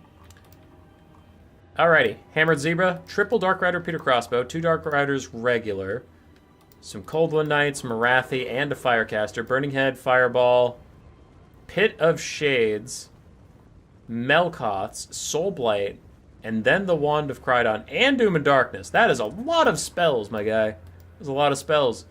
3 Dark Shards, one of which is the Bolt Fiends, and then a front line of Bleak Swords and Dread Spears. One of which is the Hellbroni. On the other side, for Khorne, we do have Chaos Warriors with Halberds, Chaos Warriors with dual weapons, and Marauders with dual weapons, basic Marauders, Blood Shrine of Khorne, Valkia Occultist, some Minos of Khorne, and then Fleshhounds. Really big Pit of Shades does damage these guys as the Chaos Warriors with Khorne with Halberds unfortunately walked into it after it was already cast.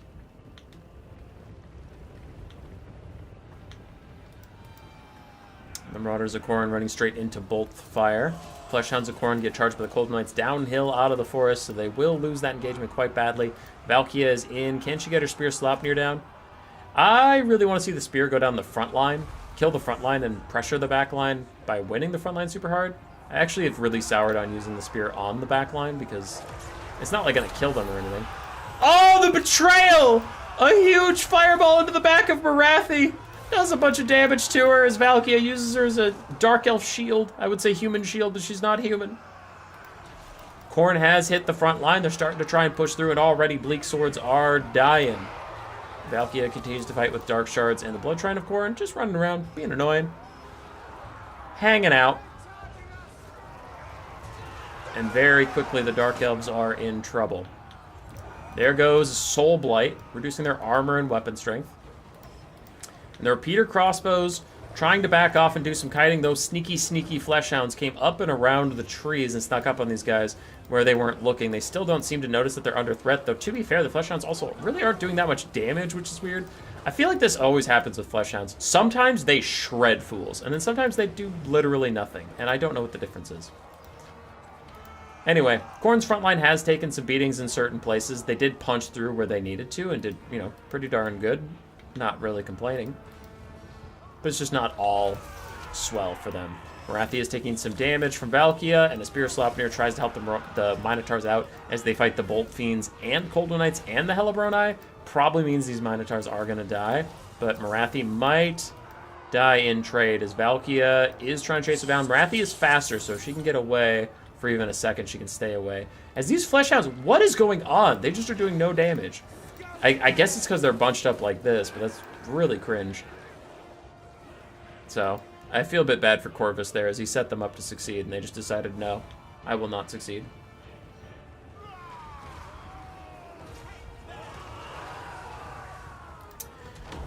Anyway, another fireball, another betrayal fireball, as it hits Dark Riders instead of the Cultist that was the target. The Cultist throws out his Bloodletter Summon, and they are already in here surrounding the Dark Riders. Should be able to slap those guys unless the Dark Elves retreat post-haste. Slightly obnoxious Kiwi and their viewers just joined. What up, dude? How you doing? Hope everything is good with you and yours. Bolt Fiends close to routing. There they go. So do the Cold Knights and the Hellebroni are close behind them. And I don't know what the Dark Elves are going to do about this one. Mr. Zebra might be in too deep. Full health Chaos Warrior Khorne getting shredded by the Dark Rider Pure Crossbows. That's what we've seen them do all day. As now the Fleshhounds have lost their attack orders. Okay, whatever, Fleshhounds. Whatever. So much Dark Elves, many Khorne. Yeah, it's nice. Big burning head through the line. It is going to do a lot of damage to the Bloodletters, but the Bloodletters are a summon. They're going to fade away soon anyway, so it's not the worst target in the world for Khorne to lose. Not a huge deal. It's the Blood Shrine and Minotaurs are chasing off a bunch of stuff that's routing. Valkia is still just pursuing Marathi around the battlefield to kind of keep her honest, I guess. And the Bloodletters are gone. Can the 3 Skirmish Cav carry? We'll find out next time on Dragon Ball. Right now. It's right now. There is no next episode. Dragon Ball Z was canceled, bruh.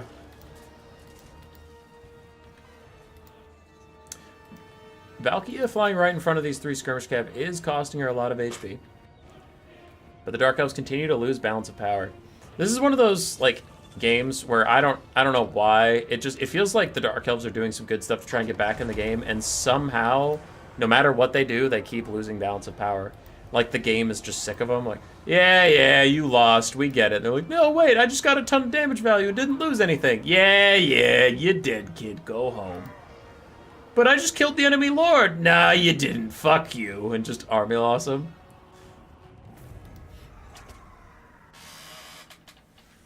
Oh, yeah, Toriyama passed away, didn't he?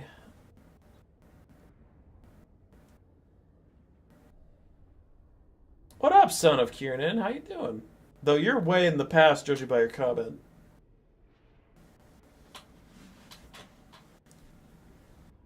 Oh, you're behind the times. Marathi did alright. Sorceress of Fire didn't get much done. All of her fireballs hit her own dudes. Cold Knights did amazing. Dark Rider Pure Crossbows still really struggled to get their value out. Dark Shards also didn't do too much. Khorne rolled through them. For Corvus, Valkia got a lot of value. Minotaurs did fine. Fleshhounds, I mean, they tried to do fine, but they got in their own way. Marauders were okay.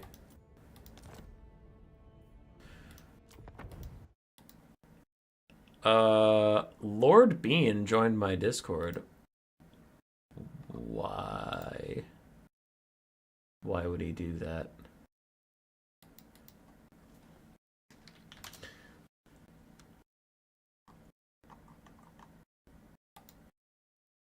What does he want from us?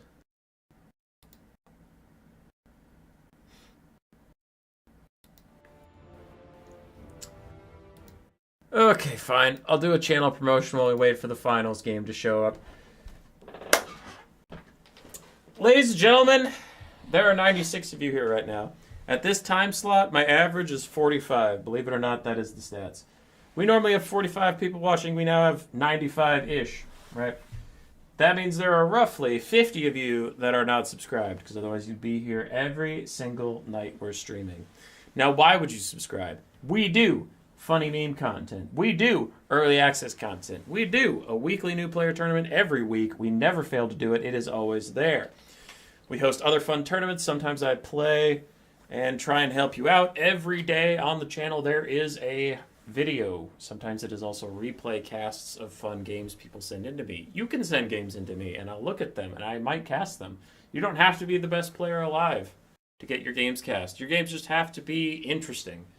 They need to be a fun build, they need to be a cool build, or they need to be very close, or they need to be covering stuff that is currently relevant to the conversation about the game, or any combination of those three. If it's really close and really high level, then I'll probably cast it, even if it's pretty meta stuff, right?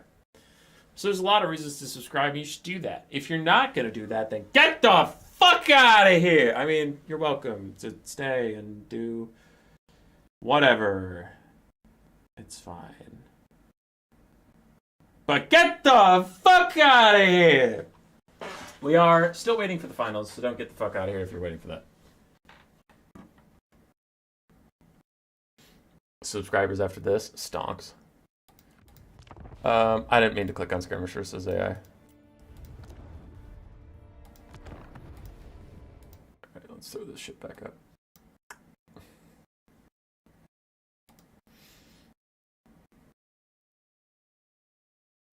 Humboy got more views during his plug than he was casting normally. It's true, dude. People only show up for the plugs.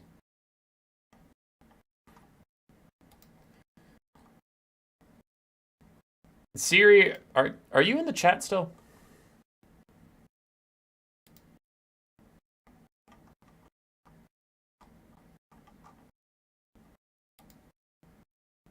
I feel like you and Lord Bean have been at it for a bit. Yeah, you two matched 40 minutes ago. Do you have a replay for me? Can I join, Para? Yeah, dude. Hell yeah. So in my description of the video, there's a Discord. In that Discord, hold on. I know I did the plug earlier, but this guy's specifically asking. So this one isn't trying to be a self-promotion. I'm trying to answer this guy's question.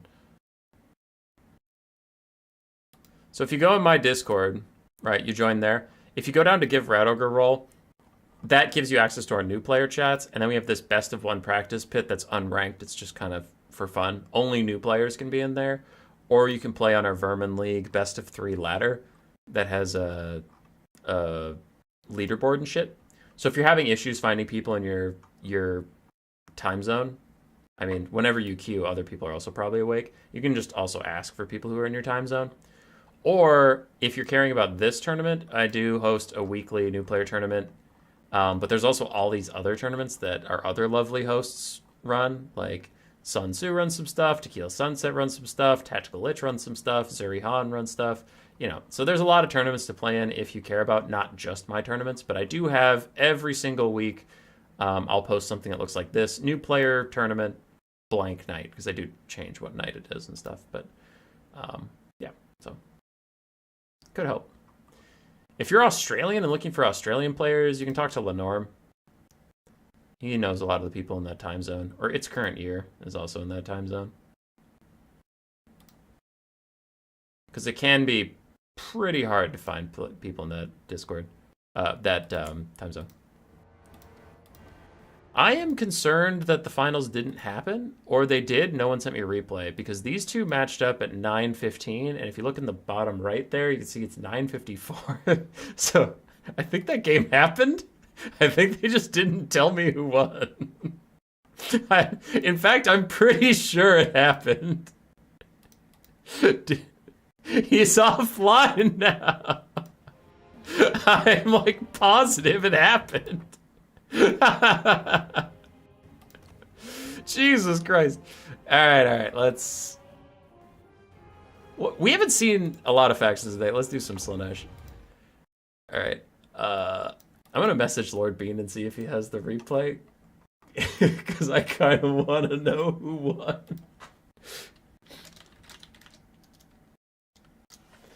Oh, Siri messaged me. Let's go.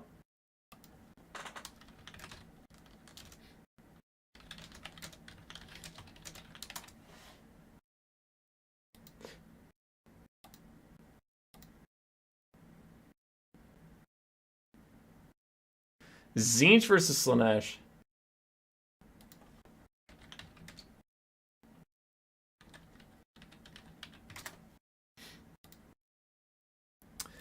Tzeentch versus Slaanesh, huh?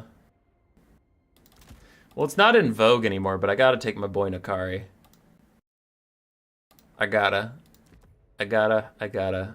be fresh. Soul Siphon is fine. Not taking Blissful Rapture, not taking Arcane Conduit. I will take Harvesters of Souls, and I will take Willing Prey. I only want Pavane, and that is it. So Nakari versus Tzeentch is really bad. But I don't back down from a good old scrap. So let's get 8 Marauders, because I just need a front line to hold while Nakari runs around and does fun things. And then we did... Oh, actually, you know what? I don't need a Marauder frontline anymore. Demon's got Demon's got some leadership buffs, so let's get some demonettes. Let's get some exalted demonettes even. Yeah. Yeah, this is looking pog as hell.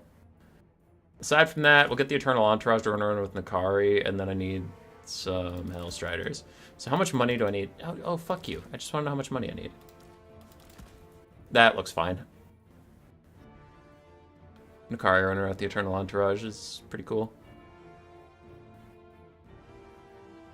Is good. Is there a way to get Chaos Knights? Because they're pretty good. But I need Hellstriders more. I just need mobile pressure so I can keep people honest.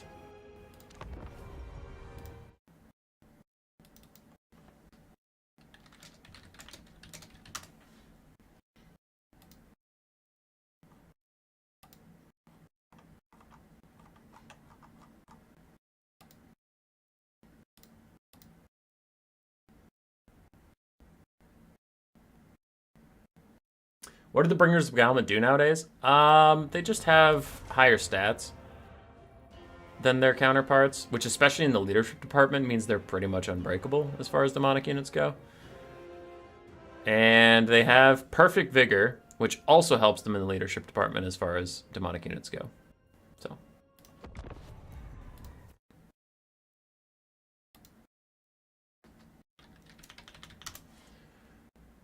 Okay. I have the finals replay, so after this game, I can cast that.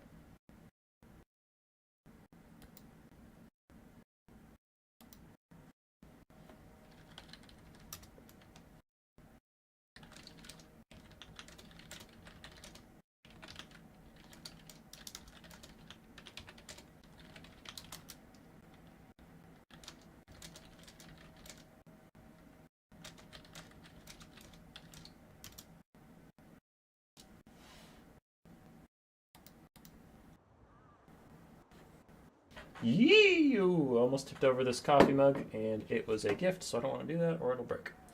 Oh, you guys aren't actually in the correct thing. You guys are in the left screen still. My bad. We're supposed to be here. Enemy troop count is decently large. Fighting Bleak Bloop. I'm putting Nakari in the woods for now.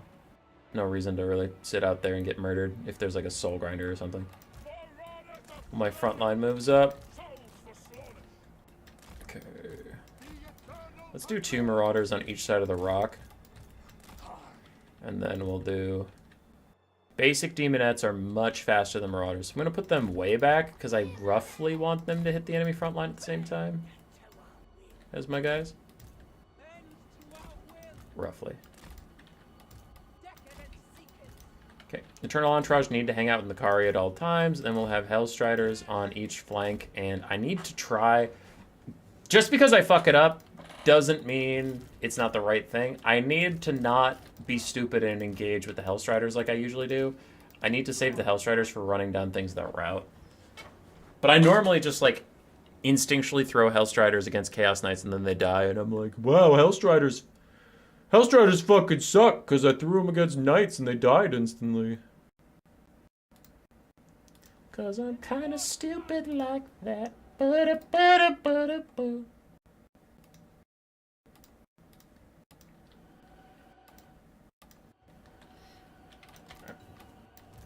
He has 58 seconds if he's not ready. He can still get his shit together. You guys advance.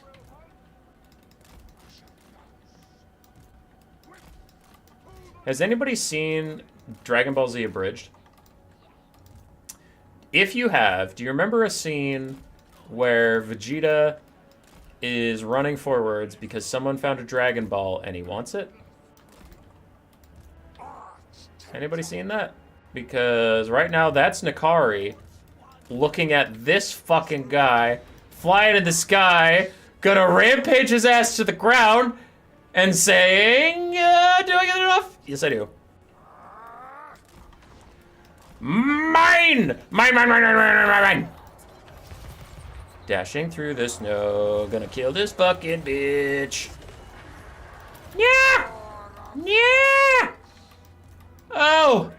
Where's your expensive Doom Knights now? Motherfucker! They're all dead. That's the answer. They're all dead. Demonettes, go get those guys. Marauders, just fuck off. Alright. We got a lot of good value. That's some good stuff. And they didn't quite die, but those pink horrors sure will. Yeah! I love the forest flank over here, pretending like Nakari gives a single fuck. Nakari and the Eternal Entourage are about to body these fools! I suffer no minions of Tzeentch! I am an unstoppable god of slash. Okay, these Exalted Demonettes are gonna fuck up Aecold. Sure, why not? I'll do it. I'll roll them bones. If you guys want to fight the Severed Claw, that's pretty fine too. It's all whatever. Eternal Entourage killing demons. If only the men of the Empire could see us now. Okay, so I want these guys over here. Nakari over here too. That's all going fine. We're beating up on Aecold. You guys are just trying to get some damage out. We're killing the Severed Claw. Brigger's Beguilement have almost finished off the Chronic Abominations. Chronic Abomination's gone, so now we move on to those other things. Other Demonettes are doing fine. You guys are just holding on to some stuff. Eternal Entourage getting ground down, but it's okay. We didn't really need them. They were just, like, kind of nice. If we had the time. Alright. So I know this seems hypocritical because I said I wasn't going to throw my Hellstriders into their death and whatever, and now here I am throwing them into their death. I said specifically not against Chaos Knights and let them die for stupid reasons. Since he has literally nothing for my Hellstriders to be chasing down, because like all of his units are fucking demonic, it just wasn't really a big deal. I'm going to rampage those Marauders, mostly for damage at this point. It's not actually to do anything, so I just want to close in over here. I want to do some damage. Woodstealer Sword for the 100% more damage and just kill some people. Dun, dun, dun, dun, dun, dun. This game's over, he just doesn't know it yet. Everybody's proud. Dun, dun, dun, dun, dun, dun, dun, dun, dun, dun. Dun, dun, dun, dun, dun, dun, dun, dun, dun, dun, dun. Don't you Hellstriders are out. I need you to chase down those mortal units. Thank you. Thanks, guys. Rampage. I'm mostly using it for the damage. Okay.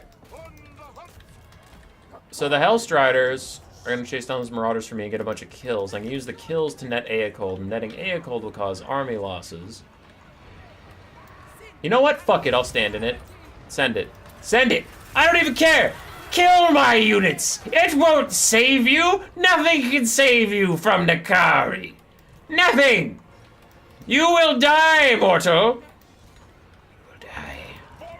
I suppose I'm demonic and he's demonic, so really no one's immortal here, but whatever. I'll Pavane this guy so we can't opt out as Nakari's. Nakari's gonna show Sarthoriel what a bitch looks like. Yeah! Yeah! Yeah!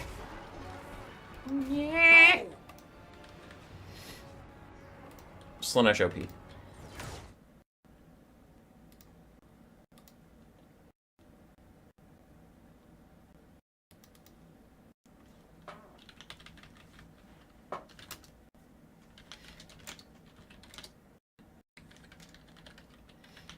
I'm typing to one of the tournament people. Sorry. In the background, you can see I'm getting bombarded by shit. Doesn't matter.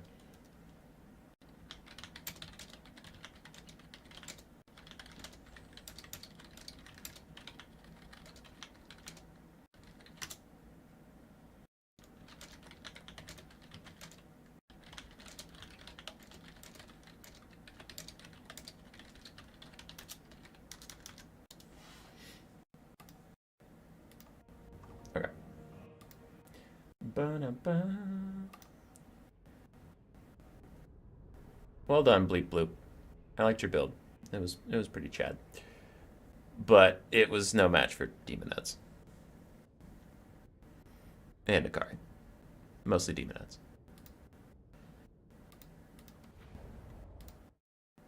Is this pre-tourney? No. I was just waiting for the finals. Finals time!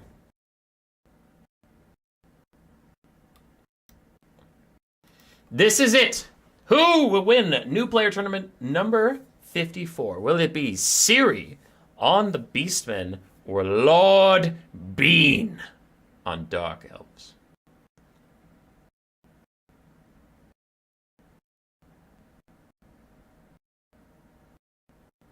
Ha! Way, that's good. Okay, they start in the Vanguard, so I'm pausing it just so I can do the builds.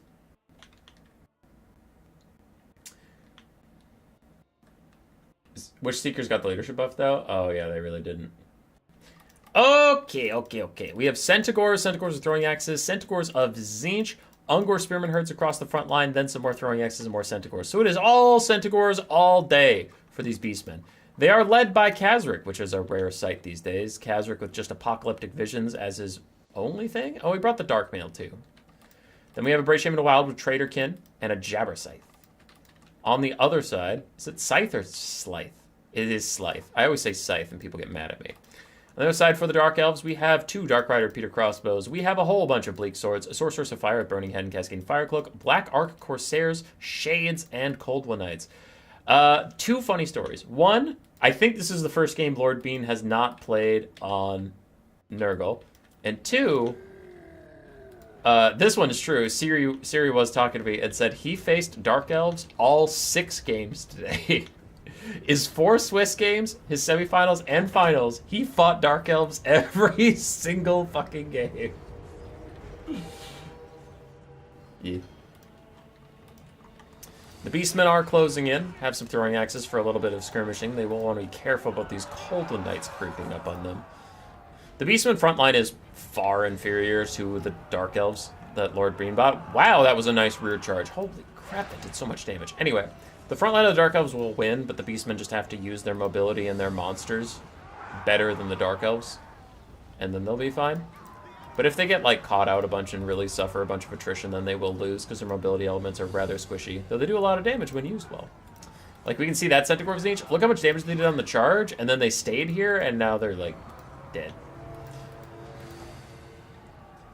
Anyway, Jabber Scythe and Khazric Jednuki. I know it's because it's in a different language, but I love it. Khazric Jednuki. I like to think that's his secret last name. And he's like, I am Khazric One Eye. And then his mother calls him for dinner, and she's like, Khazric Jednuki, you get your ass in here. Your pasta's getting cold. Mom, I'm playing with my friends. Don't use my gamer name, Mom. Don't use my real name.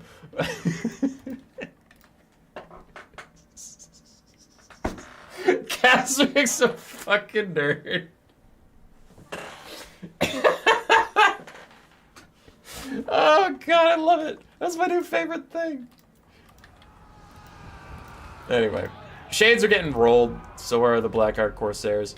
Dark Elves are doing pretty well on the flanks, considering how outnumbered they are by Centaurs. They're doing pretty well, but this center pierce that happened from Khazric Jednuki and the Jabber Scythe, it's proving pretty costly. They've run down a lot of Dark Rider Peter Crossbows getting boxed in by Centaurs. They've already shut down the Shades. They've damaged a lot of infantry. Things are going well for the Beastmen here. I'm with Boris. Stop embarrassing me. Burning Head down the line on the side of the Dark Elves. It is doing, honestly, as much damage to the Dark Elf front line as the Beastmen, so I think both sides are like, oh, okay, whatever.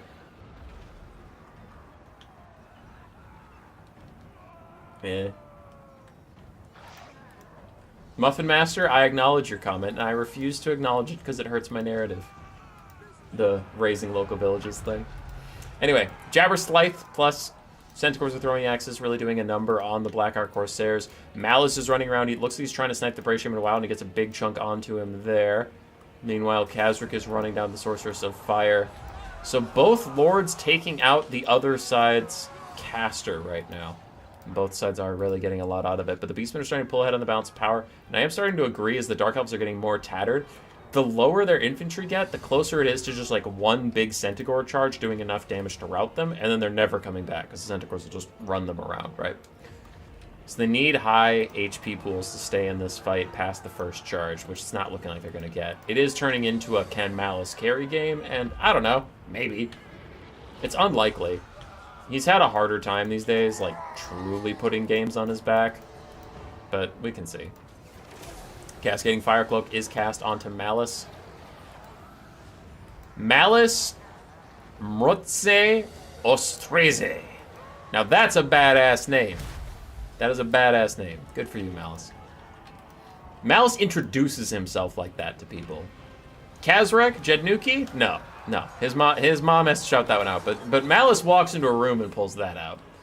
Anyway, throwing axes plus Kazrek doing a lot of damage to Malice. Malice is trading it back, and Malice has a second HP bar sitting on the other side of a transformation. Kazrek does not. This is getting a little risky. Elsewhere, though, the beastmen are running shop over the Dark Elf army. Everybody is dying. It is just Malice, and then one full health Black Ark Corsair. Pete R. Kevin beat me to the answer, but yes, Burning Head does equal damage to anyone it touches. Does not matter whose team, quote-unquote, it is on. As I mentioned every Malice Darkblade game, but we do have to bring it up. Malice Darkblade has two problems. He is not ITP, so if he gets Terror Routed, that is going to cost the Dark Elves the game. And two, if he starts transforming into Tzarkan after army losses hits, he will not turn into Tzarkan fast enough to stop army losses from happening. But he is getting so close to Terror Routing. I am very concerned. He might want to transform just to not get Terror Routed and lose the game. Blood Price is out with the damage resistance. Overcast Trader cannot him. Oh my god, he's gonna rout. You need to transform, buddy. You gotta turn. If you terror out, you're not gonna get anything done. Please, oh god, he's gotta turn. He's not doing it. He's gonna terror out. That'll cost the game. He's gonna terror out. It'll cost the game. He didn't do it. He didn't transform. It's over. It's fucking over. To be honest, I don't think that Tzarkan could turn that shit around, but it's still funny.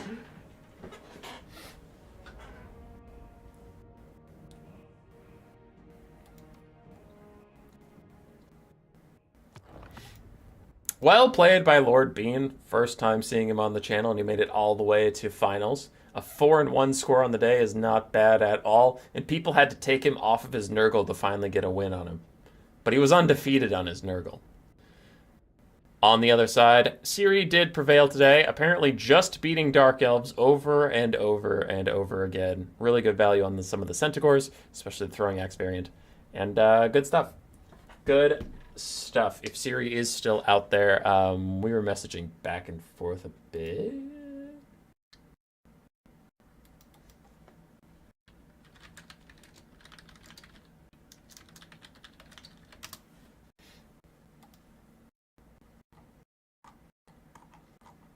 Yeah. Alright, I have removed your Rat Ogre roll, sir, but I have given you the Bone Ripper roll instead. Congratulations to Ciri for the easy dub. Well, it's not an easy dub. For the W. Well done, sir / madam / rat. And a good new player win for them. I didn't finalize that tournament, did I? I just closed the tab. I should go finalize that so that Turin doesn't get mad at me. Turin does love getting mad at me. Okay, everything's in order. Finalize tournament, so it gets off the docket. We're good to go. Is anyone else streaming Warhammer 3 right now that I should be rating and doing my due diligence? Warhammer 3 live stream.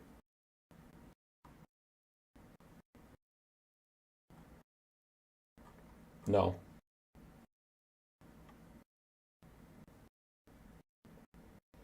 Okay, I don't see any. I'm not gonna raid. You guys are just gonna have to exist without entertainment.